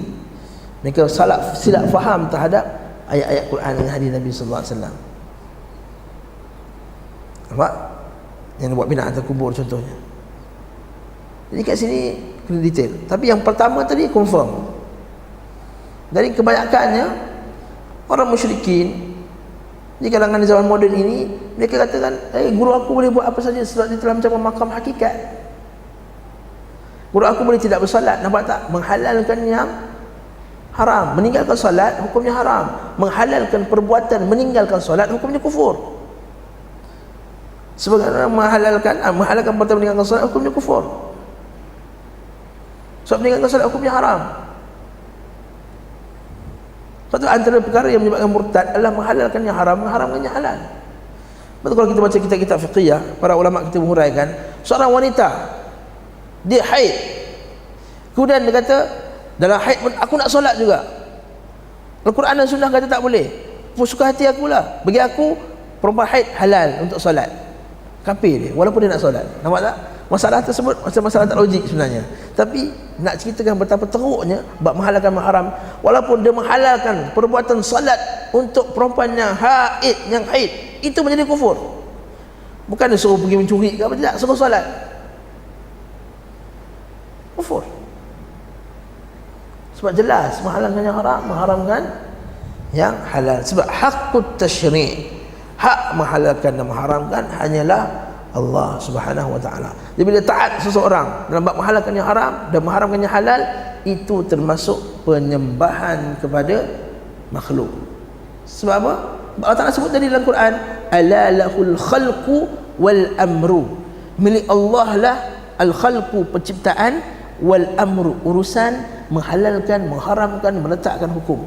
Sebab tu kita kata tadi, patah balik pada isu yang sebutkan tadi, mengamalkan syariat Islam adalah hukumnya wajib. Atas dasar inilah kita kata, sebab milik Allah al-khalqu wal amr. Apatah lagi kalau mengamalkan hukum demokrasi yang di mana hak itu asy-sya'bu 'ala sya'b, hukum rakyat. Rakyat yang buat undang-undang syarak. Sebab tu kalau nak buat sekalipun kena letak atas Al-Quran dan Sunnah, kemudian barulah kita kata majlis apa ke, wakil negara ke apa ke. Sebab kalau tak majlis lebih tinggi daripada Quran dan Sunnah, maka bila majlis bermesyuarat, kita bermesyuarat untuk tidak mahu menjalankan perintah Allah, sebagai umumnya tidak mahu menjalankan perintah Allah, apa jadi pada dia? Mereka telah bersepakat untuk tidak mahu mengamalkan perintah Allah. Ini boleh jatuh. Saya kata bukan kata terus jatuh, boleh jatuh kepada syirik kepada Allah. Hukum sya'bun li sya'b. Ini bahaya demokrasi. Ini bahaya demokratiyah. Demokrasi. Sebab tu sebagian para ulama kita sangat anti terhadap benda ni. Syekh Muqbil rahimahullahu taala sangat anti kepada Syekh Albani rahimahullahu taala. Sangat tak suka pada demokrasi. Sebab rakyat yang menentukan nak pakai ke tak nak pakai. Sebab itulah bila duduk dalam masyarakat demokrasi, forum-forum seperti sebenarnya sebut dalam Al-Mustaqim dulu, forum-forum seperti patutkah kita menjalankan hukum Allah, ini forum kufur saya kata. Patutkah kita melaksanakan hukum hudud, itu forum yang kufur. Tajuk dia pun tajuk yang kufur, bahaya, boleh bawa kepada kekufuran. Sebab patutnya macam kita kata, patutkah kita bersolat,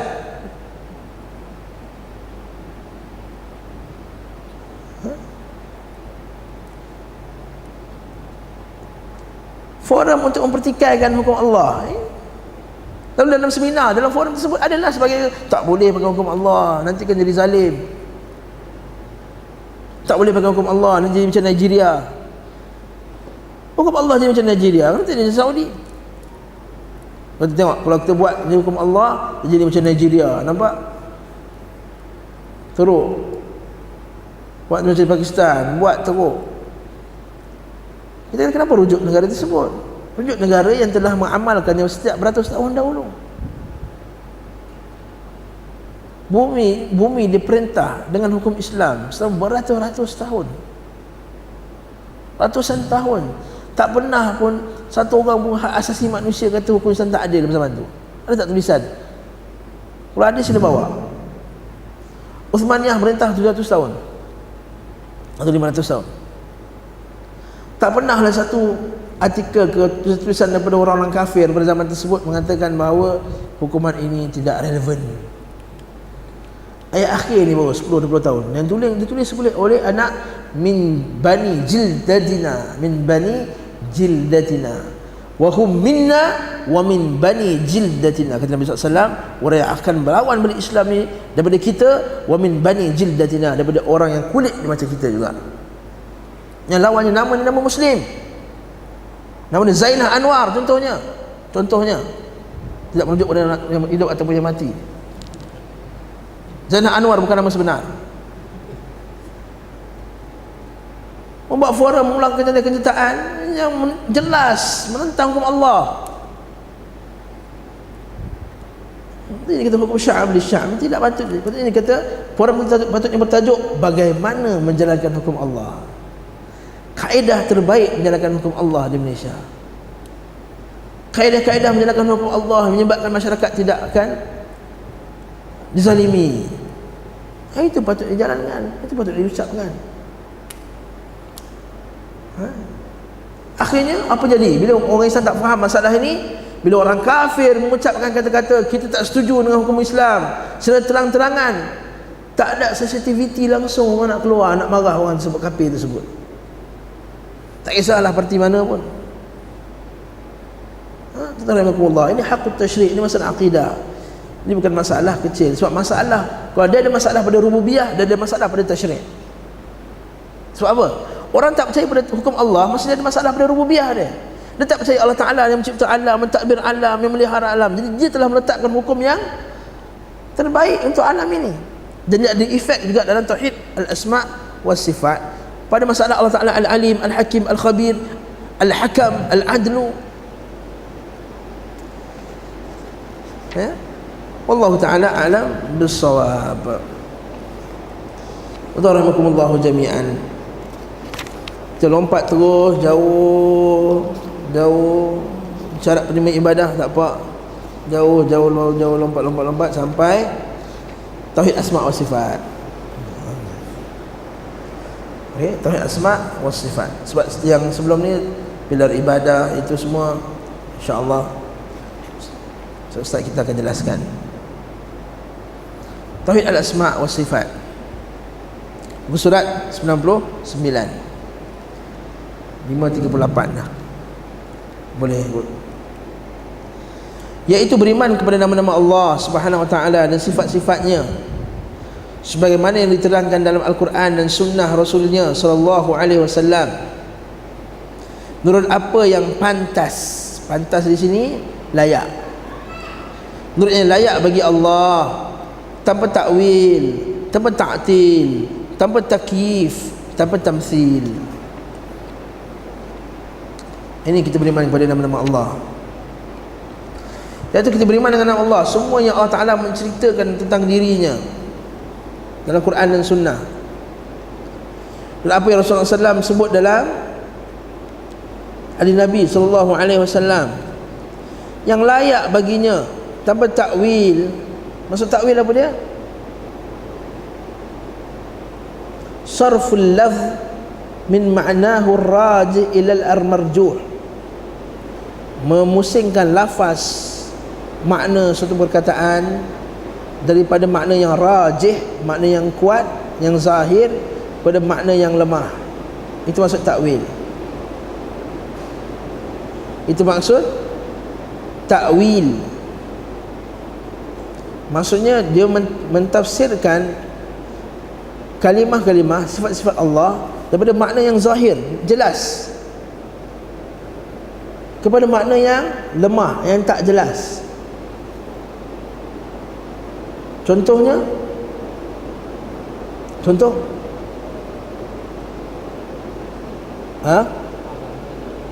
Ar-Rahman 'alal 'arsy istawa. Allah Ta'ala di atas arasnya, istiwa di atas arasnya. Maka istiwa itu, kalau istawa ala, maksudnya berada di atas. Istaqarra wa sa'ada, apa maksud dia? Istaqarra, tetap, wa sa'ada, wa ala, wa fawqa, atas. 4. Para salaf tak pernah lari pada tafsiran ini. Bila sebut istawa ala, maksudnya istaqarra, menetap. Sa'ada, meninggi. Ala, sama juga, atas. Ala, meninggi. Itu maksud dia. Kita jangan terpedaya dengan ahli bidah. Dia kata istawa ada banyak makna. Istawa banyak makna, tapi istawa ala satu maknanya, tak ada lain. Yang 4 tadi yang para salaf bagi. Ingat, istawa banyak makna. Istawa ila maksudnya bermaksudkan satu benda tersebut. Fastawa ala suqih, maknanya menjadi sama. Allazi khalaqa fasawwa, yang menyempurnakan. Tapi bila istawa ala,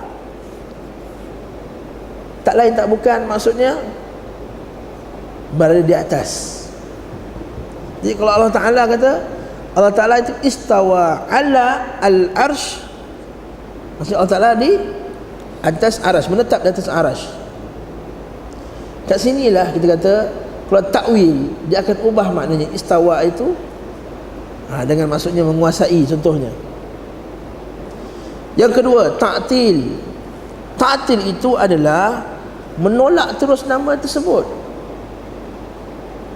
Menolak terus nama tersebut, sifat tersebut. Contohnya kita kata Allah Subhanahu wa ta'ala mencipta Adam dengan kedua tangannya. Kita kata Allah Ta'ala ada 2 tangan yang sesuai dengan Allah Ta'ala, yang tak sama dengan tangan makhluk. Tapi dia kata tidak, 2 tangan ni bukan kuasa. Allah Ta'ala mencipta Adam dengan kekuasaannya. Dia kata macam tu. Itu takwil. Tapi kalau orang tu buang terus, tak, aku tak percaya langsung sifat ini, maka itu ta'til. Yang ketiga, takyif, tanpa membagaimanakan. Ini senang. Allah Ta'ala turun ke langit dunia pada 1/3 akhir malam. Jangan tanya macam mana Allah Ta'ala turun. Allah Ta'ala mendengar, jangan tanya macam mana Allah Ta'ala dengar. Allah Ta'ala berkata-kata dengan suara dan huruf, maka jangan tanya macam mana suara dan huruf. Jangan tanya kaedah tu macam mana. Takyif dan perkataan kaif, bagaimana. Yang keempat, tamthil, tanpa kita memisalkan dengan makhluk. Contohnya, kita Allah Ta'ala turun macam kita turun daripada lift. Itu tak betul. Itu menyimpang daripada akidah yang benar. Betul Allah Ta'ala kata dalam Quran, laisa kamitslihi syai'un wa huwa samiul basir. Allah Ta'ala tidak siapa satu pun serupa dengannya. Tak ada siapa serupa. Tapi dia maha mendengar lagi maha melihat. Kita mendengar tak? Mendengar. Kita melihat tak? Kita melihat. Ayat ni seumpama bertentangan dengan kenyataan yang pertama. Nampak tak? Macam tadi dia kata Allah Ta'ala tak sama dengan kita. Tadi Allah Ta'ala kata Allah Ta'ala tak sama. Tapi lepas tu Allah Ta'ala kata dia mendengar dan melihat. Maksudnya apa? Kita juga mendengar dan melihat. Jadi apa yang dinafikan Allah Ta'ala tadi?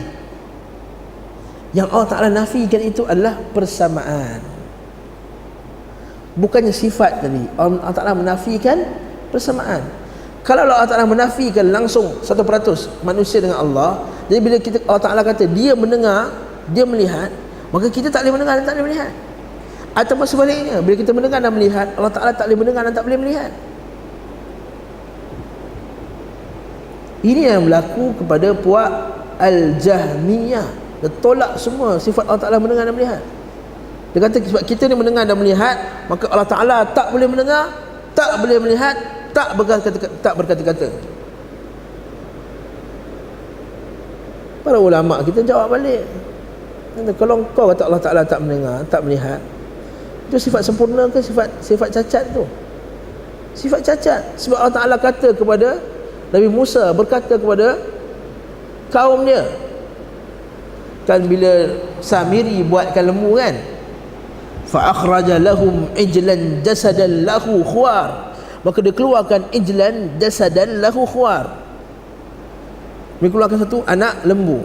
Faqalu hadza ilahukum wa ilahu Musa fanasi, maka kaum kata inilah Tuhan kamu dan Tuhan Musa, maka dan kamu telah lupa. Apa kata Allah Ta'ala? Afala yarawna alla yarji'u ilaihim qawla wala yamliku lahum darran wala nafa'a. Apa kebodoh kau ni? Kau tak tengok ke lembu tu, bila kau bercakap dengan dia, dia boleh balas tak? Dia tak boleh bercakap. Lembu tu tak boleh bercakap. Maksudnya takutlah, bodoh. Jadi sekarang ni kita kata, kalau kamu kata Allah Ta'ala tak berkata-kata, bukankah kamu telah mengatakan Allah Ta'ala sama macam lembu tadi? Ini kata Ibn Qayyim dalam kitab dia Nuniyah. Dia kata, ta'ala, orang yang menafikan sifat ini sebenarnya dia menafikan kesempurnaan bagi Allah. Niat dia betul, niat dia nak menyucikan Allah dari sifat kekurangan, tapi sebenarnya dia yang telah mengurangkan sifat Allah Subhanahu wa ta'ala dengan anggapan dia nak menyucikan Allah. Apa sebab mereka tersilap dalam masalah ini? Sebab mereka pada awal-awal lagi setelah mendengar berkenaan dengan sifat-sifat Allah, mereka telah samakan sifat-sifat tersebut dengan sifat makhluk. Itu problem pertama. Lepas tu kata kaedah yang ditetapkan ulama, kata tidaklah seorang itu menjadi mu'attil, iaitu penolak sifat, melainkan sebelum tu dia telah menjadi musyabbih dahulu. Tak tahu faham ke tak dalam petang-petang ni, mengantuk ni. Seorang itu dia tidak akan menjadi mu'attil melainkan sebelumnya dia jadi musyabbih dahulu. Maksudnya apa? Mu'attil tadi orang yang menolak sifat kan, membuang sifat kan. Musyabbih maksudnya orang yang menyamakan sifat Allah dengan sifat makhluk. Orang itu dia tidak akan menolak sifat Allah Ta'ala, atau orang itu akan menolak sifat Allah sekiranya pada mula-mula dia dengar sifat Allah tadi, dia telah samakan sifat tadi dengan sifat makhluk. Sebab tu dia tolak. Cuba kalau mula-mula tadi dia kata mendengarnya Allah tak sama dengan mendengar makhluk, kan selesai, dia takkan tolak sifat tadi. Sebab tu kata kaedah kullu mu'attil musyabbih. Sebenarnya kullu mu'attil musyabbih, setiap orang yang menolak sifat Allah sebenarnya dia telah tashbihkan Allah. Nampak? Kullu mu'attil musyabbih, setiap orang menolak dialah yang musyabbih sebenarnya. Ini kaedah-kaedah yang kita perlu faham dalam masalah ni. Ya, sebab apa? Dalam bab sifat ni lah paling banyak golongan yang telah menyimpang daripada ahli sunnati wal jamaah, al-asyairah, al-jahmiyah, al-kullabiyah, al-mu'tazilah, syiah, dan seumpama dengan al-mujassimah, al-musyabbihah. Ini juga antara golongan-golongan yang telah terpesong dalam masalah bab sifat. Ustaz, saya tak faham apa Ustaz sebut tadi, sepatah pun tak tahu. Jahmiyah apa dia, Musyabbihah apa dia, Mu'attilah apa dia, Kullabiyah apa dia. Ini berhajat kepada kita ngaji lagi, bukan sini makamnya. Kalau nak cerita satu persatu, bulan tigang sampai besok pagi pun tak habis. Panjang bab asma sifat ni, sangat panjang untuk kita jelaskan. Jadi kita buka muka surat 100. manhaj salaf, para sahabat, tabi'in dan ulama pada kurun yang diutamakan dalam hal al-asma' al-husna, iaitu mengimani dan menetapkannya sebagaimana ia datang. Bila datang ni sifat Allah Ta'ala, terima saja. Sebab sifat Allah Ta'ala ni benda ghaibi, betul tak? Bila sifat ghaib, tak ada hak kita untuk menerima dan tak ada hak kita untuk menolaknya. Macam Allah Ta'ala kata dalam di akhir zaman nanti, di kiamat akhirat nanti ada satu pokok, yang pokok ni dia punya dahan ni panjang beratus tahun, sependuduk bawah tu akan redup, tidak akan kena kepanasan di padang mahsyar. Kalau kita fikir macam mana pokok tu panjang, jauh, akar dia besar mana, jangan fikir. Kalau kita tolak, habislah. Itu masalah syurga, masalah neraka lagi. Seperti kita nak lalu tentang sirat, dia kata ahda min as-sayf, lebih tajam daripada pedang. Macam mana jalan atas benda yang tajam daripada pedang? Macam mana orang berjalan dengan sekelip mata? Macam mana orang berjalan atas perutnya? Macam mana orang berjalan di atas kakinya? Atau macam mana orang berjalan sepantas kilat? Benda macam tu pun tak boleh terfikir. Apatah lagi kita nak memikirkan sifat-sifat Allah. Datang, terima saja sebagaimana yang sesuai dengan Allah. Itu maksud dia menetapkannya sebagaimana ia datang, tanpa tahrif, mengubah. Seperti diubah istawa jadi istaula, menguasai. Sebab tu berhati-hati dengan lamul jahmiyah dan nun Yahudi. Saya pernah sebut dalam kat sini, dekat mustaqim. Hati-hati dengan lamul jahmiyah dengan nun Yahudi. Apa dia? Lamul jahmiyah istaula, nun Yahudi hintah, hittatun. Bila Allah Ta'ala suruh masuk dalam bandar tu, faqulu hittatun naghfir lakum, dia kata apa? Hintah. Hintah sebab Allah Ta'ala hapuskan dosa. Hintah tu gandum, minta Allah Ta'ala gandum, dia kata. Nampak dia tahrif, yuharrifunal kalima amma wadhihi, menukarkan lafaz-lafaz daripada tempatnya, menambah lam, menambah nun, menukar-nukar kataan tersebut. Seperti mana golongan Mu'tazilah, dia mengubah baris. Bila Allah Ta'ala kata wa kallamallahu Musa, Allah berkata kepada Musa, Mu'tazilah tukar wa kallamallaha Musa, Musa berkata dengan Allah. Apa beza dia? Beza banyak. Kalau Allah Ta'ala berkata kepada Musa, Allah Ta'ala dengar suara Allah SWT. Kalau Musa berkata kepada Allah, kita setiap hari berkata dengan Allah dalam salat. Nampak tahrif? Ini tahrif menunjukkan ditukar baris saja, depan jadi baris atas. Ada banyak lagi tahrif dari segi huruf dan baris. Tanpa ta'til, menafikan, tanpa takyif, membagaimanakan, dan tamthil, menyerupakan, dan hal itu termasuk beriman kepada Allah.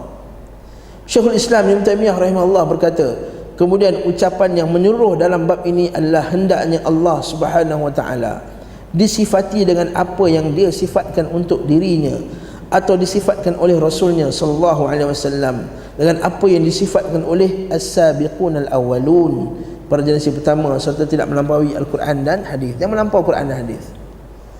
Sebab ini masalah akidah, tidak ada ruang untuk menggunakan akal. Kata Imam Ahmad rahimahullah ta'ala berkata, Allah Subhanahu wa ta'ala tidak boleh disifati kecuali dengan apa yang disifati olehnya untuk dirinya atau yang disifatkan oleh Rasulnya sallallahu alaihi wasallam, serta tidak boleh melampaui Al-Quran dan hadis. Mazhab salaf menyifati Allah Subhanahu wa ta'ala dengan apa yang disifatkan untuk dirinya dan dengan apa yang disifatkan oleh Rasulnya, tanpa tahrif, tanpa ta'til, tanpa takyif, tanpa tamthil. Jelas tak masalah ni? Ini salaf. Kalau kita Anas bin Malik, ini saya nukilkan daripada kitab Al-Dhamm Ahlul Kalam, satu kitab namanya Dhammu Ahlul Kalam oleh Imam Al-Harawi, kutukan kepada Ahlul Kalam. Apa kata Imam Anas bin Malik, sahabat Nabi Anas bin Malik, iyyakum wal bid'ah, jauhilah kamu akan bid'ah. Qila ya Aba Abdullah, ya wamal bid'ah, wahai Abu Abdullah, apakah itu bid'ah? Qala, berkata Anas bin Malik, Ahli bidah itu adalah alladzina yatakallamuna fi asma'illah, yang berbincang-bincangkan nama-nama Allah Subhanahu wa taala, wa sifatihi, sifat-sifatnya, wa kalami, kata-katanya, wa ilmihi, dan ilmunya, wa qudratihi, qada dan qadar kekuasaannya, wala yaskutun, dan mereka tidak mendiamkan mulut mereka, amma sakata anhu sahabah, apa yang para sahabat dah diam. Dulu para sahabat bila datangnya ayat-ayat ni, ayat Allah Ta'ala di atas arash, tak pernah satu pun sahabat tanya, ya Rasulullah, macam mana Allah Ta'ala atas arash? Kalau dah ada seorang sahabat saja yang tanya soalan tadi, kita kata wa 'ala ra'si wal 'ain, atas kepala kita angkat. Tak ada satu pun riwayat daripada para sahabat yang para sahabat mempertikaikan nama-nama Allah Subhanahu wa taala. Sekarang mereka lebih layak untuk mempertikaikannya, sebab mereka itu sahabat Nabi. Mereka faham bahasa Arab. Mereka lah paling kuat akidah, nak menjaga akidah dia. Kenapa selama puluhan tahun, 13 tahun, 23 tahun bersama Rasulullah sallallahu alaihi wasallam tidak keluar satu soalan berkenaan dengan perkara ni?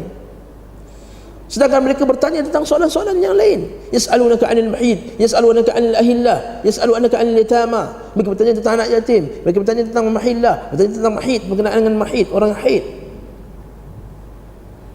Para sahabat adalah orang yang paling bersungguh-sungguh nak mengikuti Nabi sallallahu alaihi wasallam.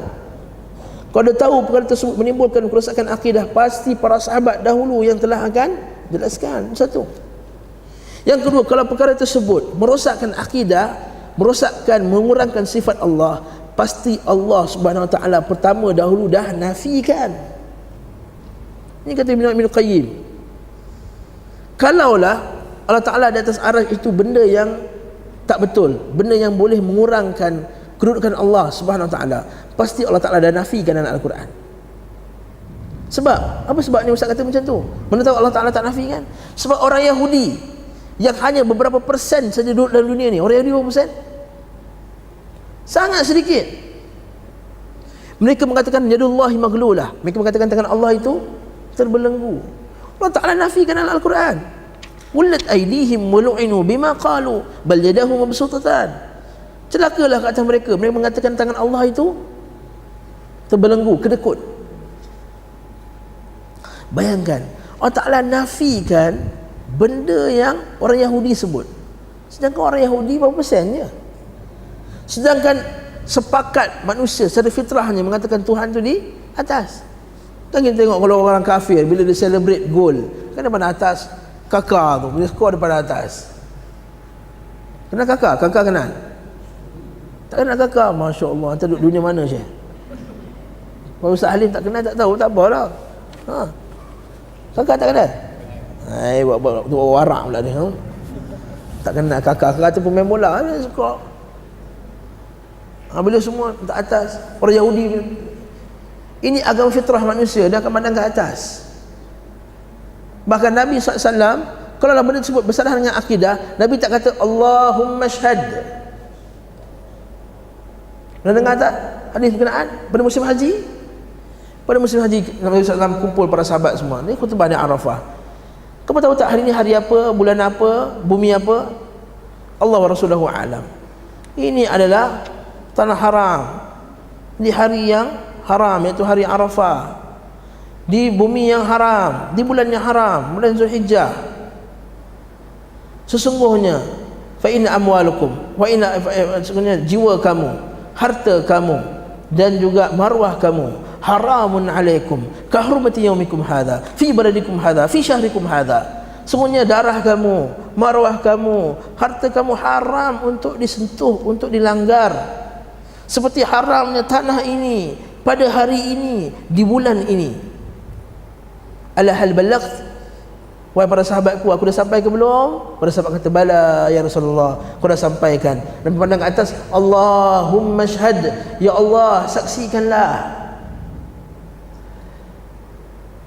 Kalau Allah Ta'ala di mana-mana, buat Nabi pandang atas, Allahumma syhad. Kenapa pandang atas?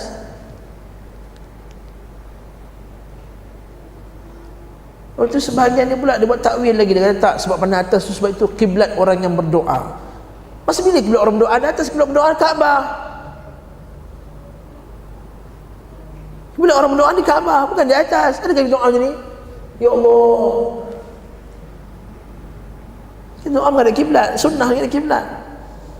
Macam mana buat al-kalam? Dia nak cuba juga. Kita apa bezanya kita dengan mereka? Mereka ni letak kaedah, dia cuba paksa dalil letak dalam kaedah dia pun. Dia akan cuba memaksa dalil duduk bawah kaedah dia orang. Kita ada sunnah tak? Ambil hadis baru keluar kaedah. Ambil hadis baru keluar kaedah. Begitu juga ahli mereka ini suka meletakkan nama-nama, sifat-sifat perkara dibincangkan apa yang tak dibincangkan oleh Allah dan Rasulnya dalam hadis Nabi sallallahu alaihi wasallam. Seperti perkataan jihah arah. Dan Quran dan Sunnah tak sebut pun jihah. Sebut jisim. Al-Quran dan Sunnah tak sebut pun jisim. Sebab itulah kita dalam masalah ini kita perlu tafsil, kita perlu detail. Kalau kau masuk jihah arah itu, kau masukkan Allah Ta'ala tu ada arah kanan, kiri, atas, bawah, maka itu kita nafikan. Tapi kalau masuk kamu itu kita kata memang Allah Ta'ala tak ada jihah macam tu. Tapi kalau kamu masukkan dengan jihah itu, kamu nafikan Allah Ta'ala di atas, maka itu kami tak setuju dengan jihah kamu. Kita betul tak setuju jisim. Kalau jisim itu kamu masukkan dengan jisim macam jisim kita. Tapi kalau dengan kamu masukkan jisim itu menafikan tangan Allah, menafikan Allah Ta'ala melihat dengan matanya, ainullah, menafikan tangan Allah, menafikan kaki Allah, maka itu kita menolaknya. Tuan-tuan rahimakumullah, jangan terjebak di dalam perbincangan masalah sifat dengan ahli bid'ah. Dan jangan pakai lafaz-lafaz dia. Kalau nak kata bertembung juga, jangan pakai istilah yang dipakai oleh mereka. Jangan pakai istilah jihah, jangan pakai istilah jauhar dan a'rad. Jangan pakai istilah hudus, perkara baharu. Lepas tu kita baca berserahan Allah Ta'ala dengan perkara yang baharu, betul tak? Dia sedengar tak tu? Apa yang kita faham?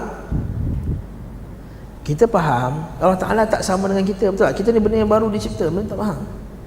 Tapi maksud ahli kalam bukan itu. Maksud ahli kalam, Allah Ta'ala tak boleh buat benda yang baru terjadi. Contohnya Allah Ta'ala turun ke langit dunia pada 1/3 akhir malam. Benda tu baru terjadi malam tadi. Allah Ta'ala tak boleh buat. So benda tu benda yang baru, dia kata. Dia nafikan benda-benda macam ni. Wahdaniyah, kita faham wahdaniyah apa? Allah Ta'ala tu satu, tidak ada syirik baginya. Bagi al-kalam, wahdaniyah adalah Allah Ta'ala tu satu, tidak terbahagi-bahagi. Bila kita kata Allah Ta'ala ada tangan, maksudnya kita dah kata Allah Ta'ala tu terbahagi pada badan dan tangan. Inna lillahi wa inna ilaihi raji'un. Berarti kita kata ini bukan akidah salaf. Ini bukan akidah salaf. Bila sebut qadim, ahli sunnah faham qadim lain. Qadim bukan sifat Allah. Pertama, qadim bukan sifat Allah. Qadim itu bab akhbar, mengkhabarkan tentang Allah boleh, tapi dia bukan sifat Allah. Sebab Allah Ta'ala kata hatta adakal urjunil qadim, kami kembalikan bulan itu macam urjunil qadim, macam pelepah kurma yang bengkok. Jadi pelepah kurma pun sifat dia qadim. Macam itulah maksudnya. Bagi mereka apa? Bagi mereka Allah Ta'ala tidak bersifat. Kalau Allah Ta'ala bersifat, maksudnya Allah Ta'ala ada yang lebih qadim daripada dia. Benda ni ustaz pening. Contohnya Allah Ta'ala mendengar. Mana dulu mendengarkan Allah Ta'ala? Saya ada soalan ni. Mana dulu mendengarkan Allah Ta'ala? Kalau kita apa punya soalan lah kita. Allah Ta'ala tu ada dan sifat dia mendengar daripada awal lagi. Oh tak. Kalau kamu kata Allah Ta'ala dan mendengar tu sekali, maksudnya ada dua qadim. Allah Ta'ala yang qadim, mendengar pun qadim. Jadi kamu kata ada dua qadim, ta'addud al-qudama. Jadi bila ada dua qadim, maka kamu telah mensyirikkan Allah. Dia kata apa punya gila punya akidah macam ni. Kita kata Allah Ta'ala mazala bi sifatihi, kita bi, kita kata Allah dan mendengar. Ada tak? Kata dia ni dan hidungnya dan kakinya datang. Mana ada orang cakap macam tu? Tadi Syekh Syawal datang, dia datang dengan tangan, dengan kaki, dengan hidung, dengan mendengar, dengan melihat. Tak, datang dengan sifat dia, kesempurnaannya. Ini Mu'tazilah. Al-Asy'ariyah pula dia kata Allah Ta'ala tu masa mula-mula belum dicipta makhluk, dia pencipta ke belum pencipta? Soalan.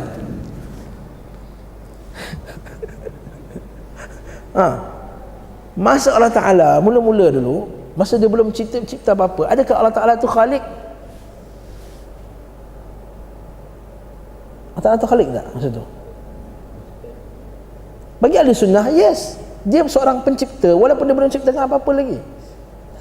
Al-Asy'ariyah tak, dia belum lagi pencipta sehingga dia telah menciptakan sesuatu, baru dah jadi pencipta. Habis tu masa tu tak ada mendengar, tak melihat, tak apa, sebab ada tak ada benda nak mendengar, tak ada benda nak melihat, tak ada benda nak bercakap.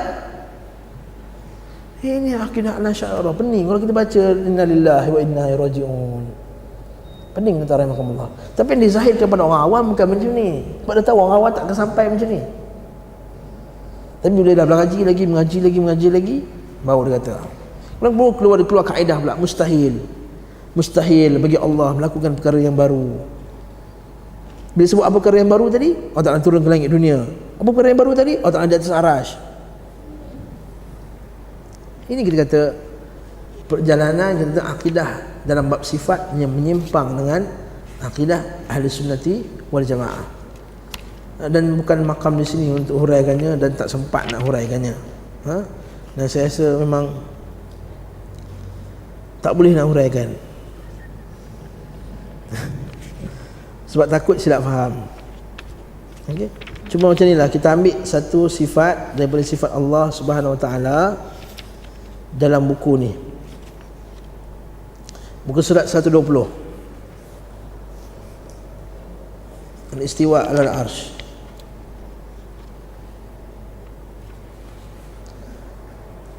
Surat 120. Sebab ini paling kontroversi sekali.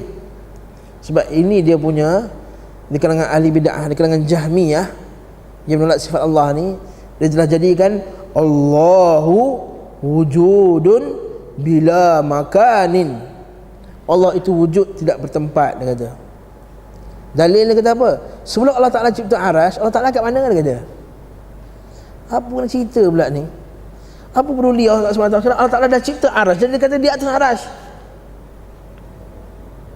Bila saya kata saya duduk kat segambut, sebelum ustaz duduk kat segambut, ustaz di mana?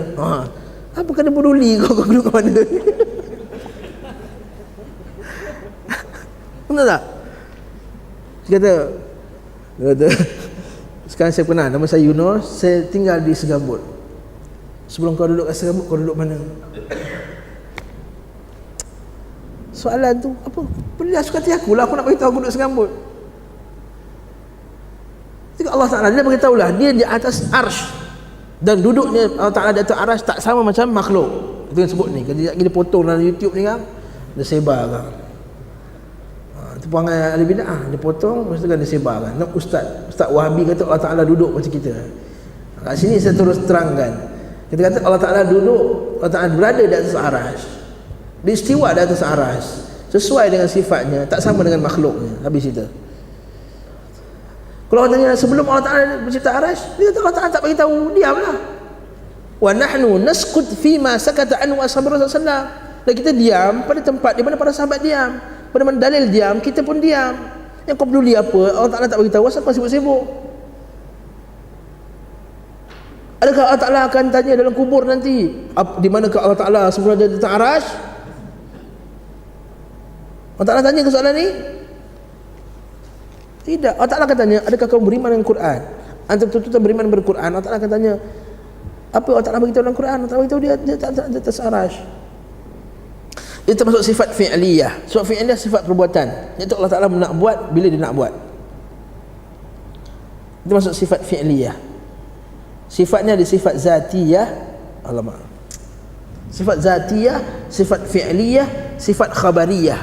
Sifat ada tiga: sifat zatiyah, sifat fi'liyah, sifat khabariyah. Sifat ada tiga. Pertama zatiyah, yang kedua fi'liyah, yang ketiga khabariyah. Sifat zatiyah ialah sifat yang sentiasa Allah berada dengan sifat tersebut dan tidak mungkin akan terpisah dengannya. seperti ilmu, hayat, sama', basar. Mana boleh ada waktu yang Allah Ta'ala tak mendengar, mana boleh ada waktu Allah Ta'ala tak hidup, tidak.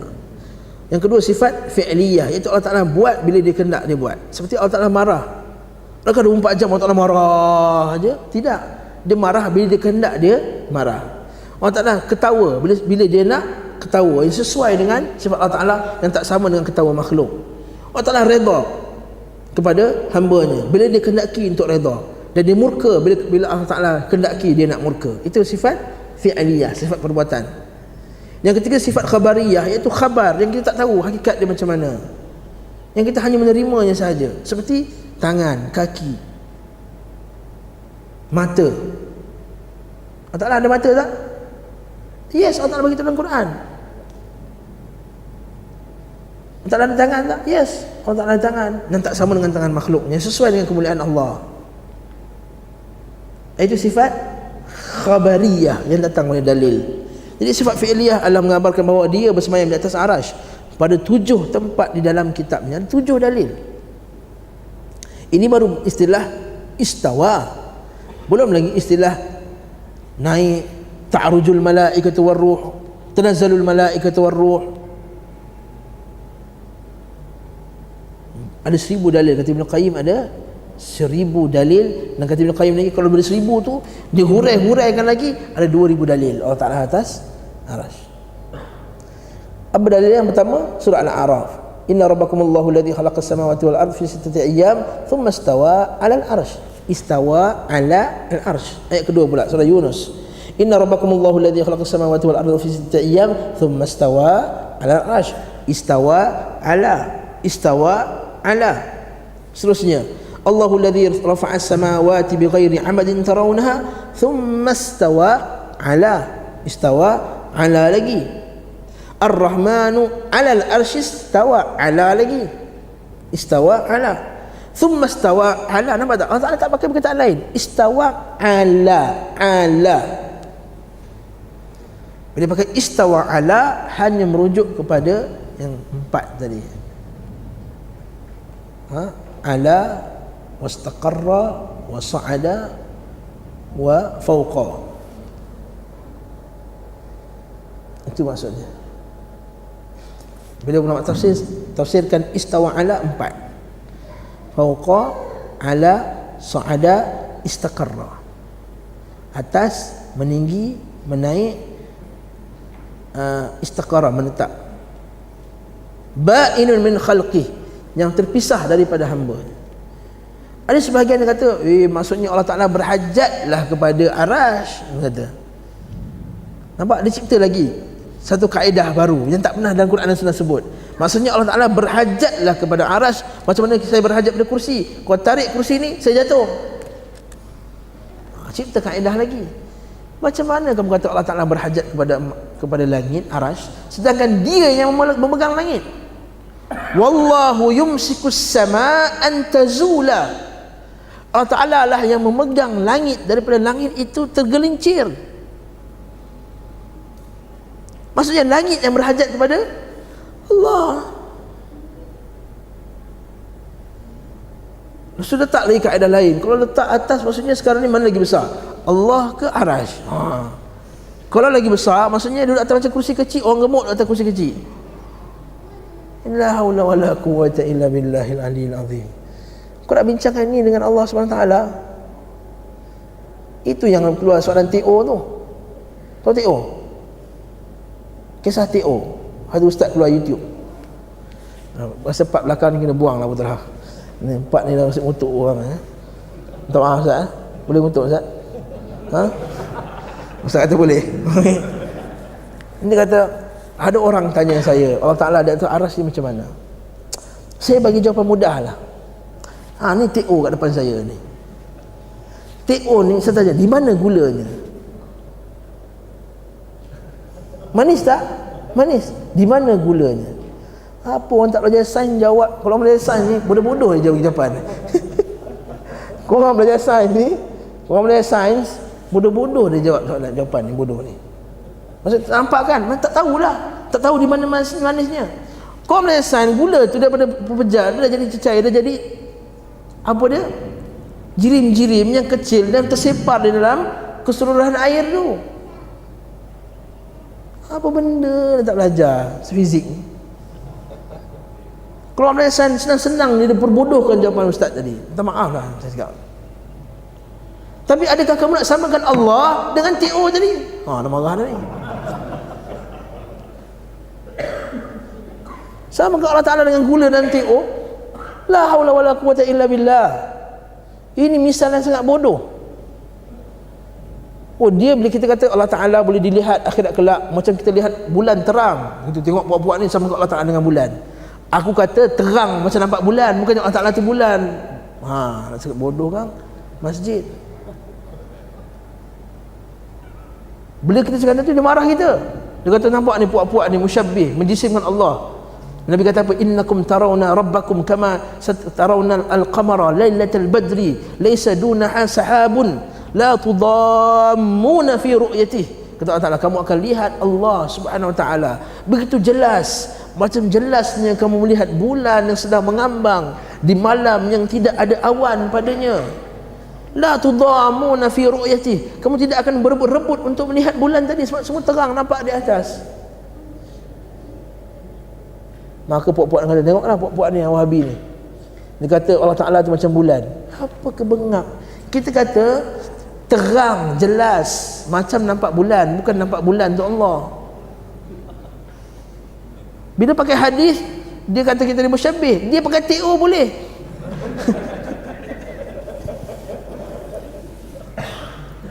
Dia petang-petang ni macam simbang kedai kopi sikit lah, dah petang-petang. Dia kata samakan mani Allah Ta'ala tu macam gula dan TO, tak ada masalah. Inna lillahi wa inna raji'un. Apa yang aku nak cuba ceritakan Allah Ta'ala macam gula dan TO? Allah Ta'ala meresap dalam makhluknya. Betul Allah dalam Ibnu Qayyim kata, kamu tanya Allah Ta'ala di mana, bukan di wujud tanpa tempat. Saya tanya Allah Ta'ala dalam bumi ke luar bumi?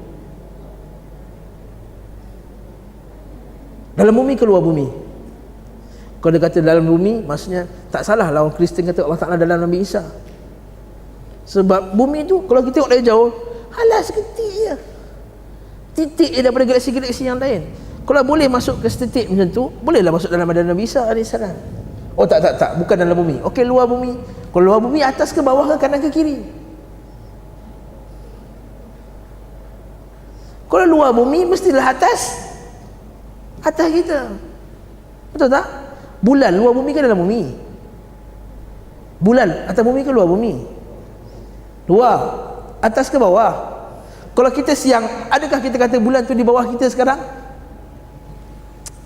Tak faham ke ni soalan ni? Bulan, bumi, bulan. Kan bila kita pusing malam, terang, matahari kat sini, bulan kat sini, betul tak? Malaysia telah membelakangkan bulan. Kita kata bulan bawah ke atas? Tetap juga kita kata atas. Bumi ni pusing macam mana pun, bila Allah Ta'ala di luar, atas langit kita, maksud Allah Ta'ala tu di atas.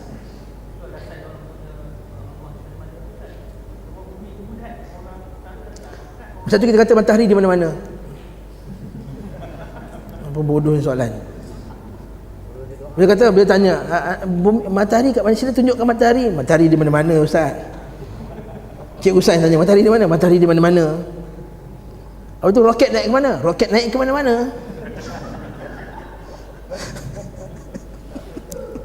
Pasti kita kata fitrah telah mengalahkan akidah yang bodoh ini. Satulah bila ditanya kepada Abdurrahman Al-Mahdi. Abdurrahman Al-Mahdi siapa? Guru pada Imam Bukhari, guru pada guru Imam Bukhari, guru pada Ali Al-Madini. Al-Madini anak murid Abdurrahman Al-Mahdi. Al-Madini ni guru pada Imam Al-Bukhari, Ali Al-Madini. Abdurrahman Al-Mahdi datang seorang budak kepadanya. Kata, wahai Syekh, macam mana Allah Ta'ala di atas arash? Budak muda semangat belajar. Dia belajar sikit-sikit ilmu kalam, datang nak berdebat dengan Abdurrahman Al-Mahdi. Abdurrahman Al-Mahdi kata, ya lu tinggal masalah Allah Ta'ala atas arash.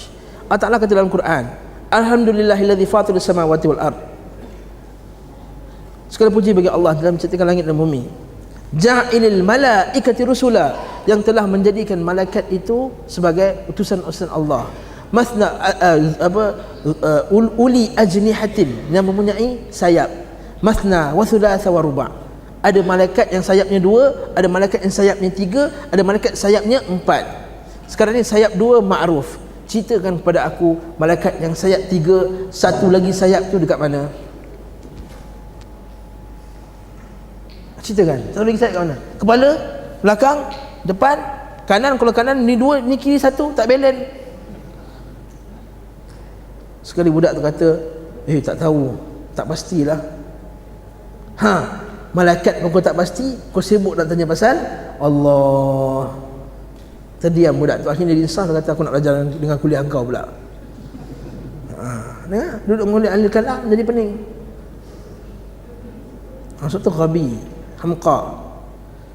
Hum azkiya walakin aghbiya. Dia kata guru saya, hum azkiya, bijak, tetapi mereka itu semua aghbiya, bengak-bengak belaka. Wallahu ta'ala alam bisawab. Saya stoplah kat sini, rahmatullah. Tak larat sampai maghrib. Dan dah ada ramai dah lari dah pun. Jadi kita stoplah kat sini. Itulah kesimpulan. Sebenarnya ada satu lagi bab yang seronok berkenaan dengan Allah Ta'ala di atas arasy ni, iaitu berkenaan dengan kebersamaan Allah. Antara syubhat yang dia selalu bagi, dia kata, bukankah Allah Ta'ala bersama dengan kita? Bukankah Allah Ta'ala lebih dekat daripada kita min hablil warid? Lebih dekat daripada kita daripada hablil warid, daripada tali apa? Buka Ustaz 125. Kata nak habis, dia suruh buka balik. Tapi last 125 berkenaan dengan ma'iyah, sifat bersamanya Allah. Kerana Allah Ta'ala kata, wa huwa ma'akum aina ma kuntum, surah Al-Hadid, dan dia berada bersama kamu di mana saja kamu berada.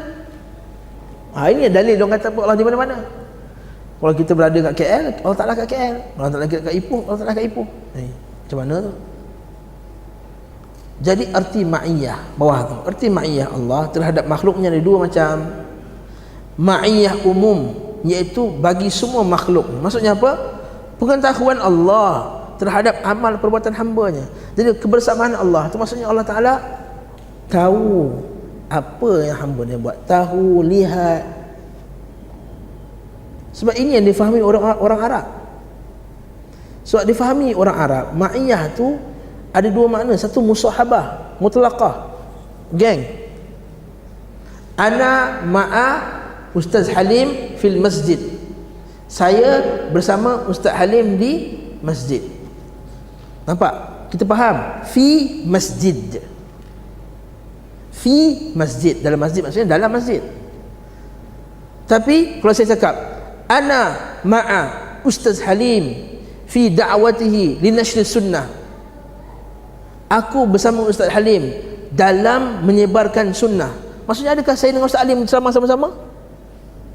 Saya tanya soalan ni, adakah maksudnya saya dengan Ustaz Halim serta bersama ceramah, nampak Ustaz Halim nampak saya, nampak Ustaz Halim sama berkepit 2 orang? Tak kan? Apa yang kita faham?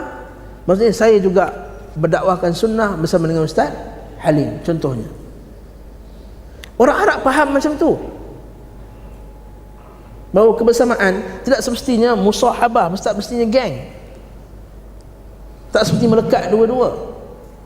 Musahabah ma'iyah juga boleh bawa maksud kebersamaan dengan melihat, membantu. Macam orang kata, kalau kau buat projek ni, aku akan bersama dengan kau. Adakah maksudnya mana-mana dia pergi duduk sebelah je? Tak kan? Maksudnya kita akan menyokong, membantu dia. Sama macam orang Melayu juga, aku akan berada di belakang kau dalam projek ini. Maksudnya akan melekat dekat belakang ni. Mustahil kan masa melekat. Aku suka duduk belakang aku ni, tak gerak-gerak ni. Kan aku berada di belakang kau dalam projek ni. Tak ada orang faham macam tu dalam bahasa. Begitu juga dengan kebersamaan Allah. Juga kebersamaan Allah Subhanahu wa ta'ala. Itu maksudnya ma'iyah. Tidak ada satu pun yang terlepas padanya. Sebab itulah kita tengok dalam Al-Quran. Lagi yang kedua pula, ma'iyah khusus, iaitu untuk orang mukmin. Maknanya pengawasan, pengetahuan Allah terhadap mereka. Ma'iyah yang pertama tu ma'iyah Allah. Tanpa Allah Ta'ala tak boleh bernafas kita. Tanpa Allah Ta'ala tak makan kita. Tanpa Allah Ta'ala tak ada kita semua-semua ni, mati dah. Sebab tu kita minta Allah Ta'ala wala apa tu? Wala takilna ila anfusina tarfata ain. Jangan tinggalkan kami ya Allah walaupun sekelip mata. Maksudnya Allah Ta'ala sentiasa bersama kita dengan menjaga kita. Jadi ma'iyah khusus untuk orang mukmin maknanya pengawasan, pengetahuan Allah terhadap mereka serta pertolongan, dokongan, penjagaan Allah. Ini yang kita nak. Bukan Allah Ta'ala kata apa? Inni ma'akuma. Itu ayat tu, kisah Nabi Musa dan Harun.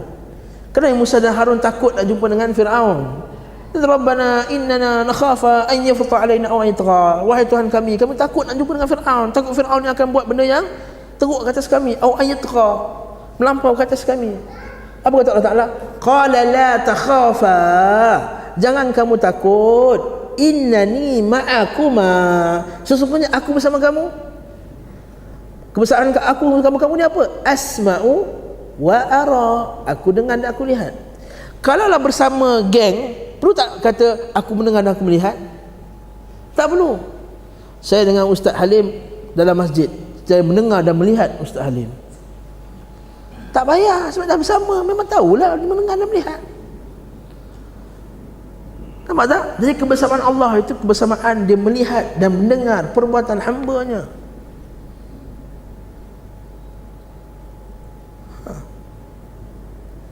Betul Allah Ta'ala sebut juga dalam surah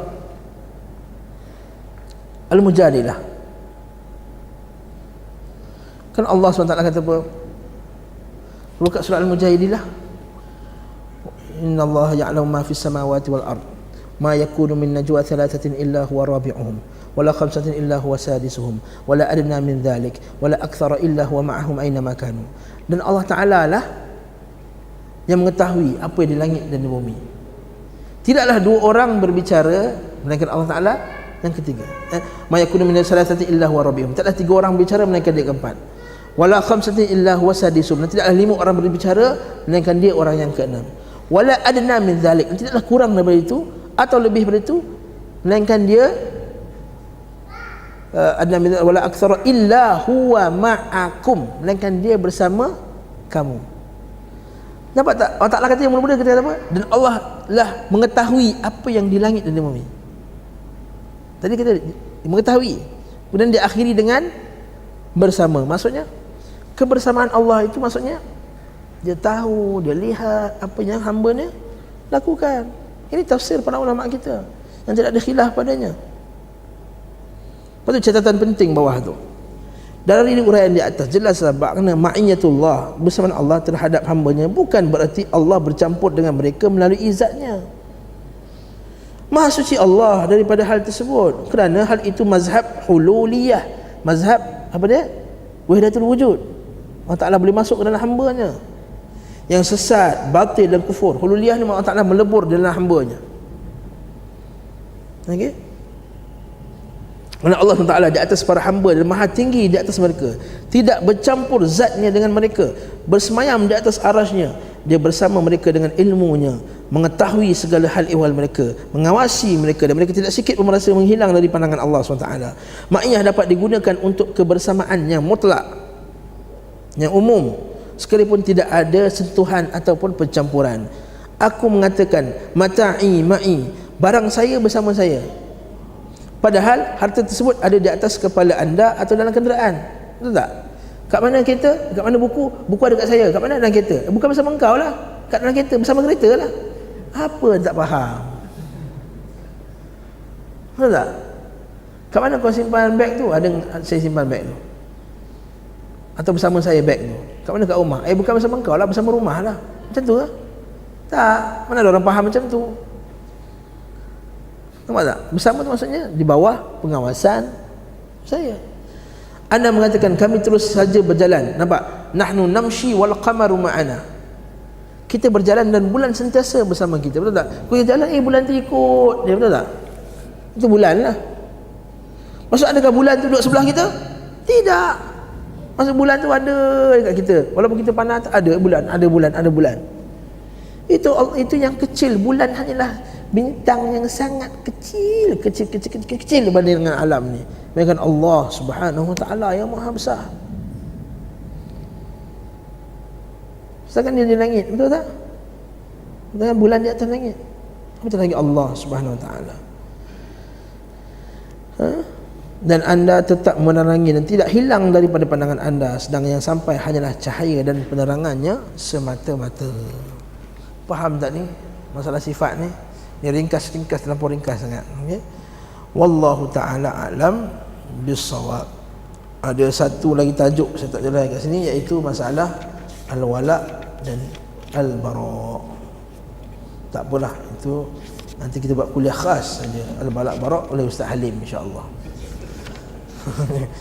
Ustaz Halim insya-Allah kita pas kat Ustaz Halim. Wallahu ta'ala alam bissawab. Ada soalan tak? Saya buka ruang kalau ada soalan.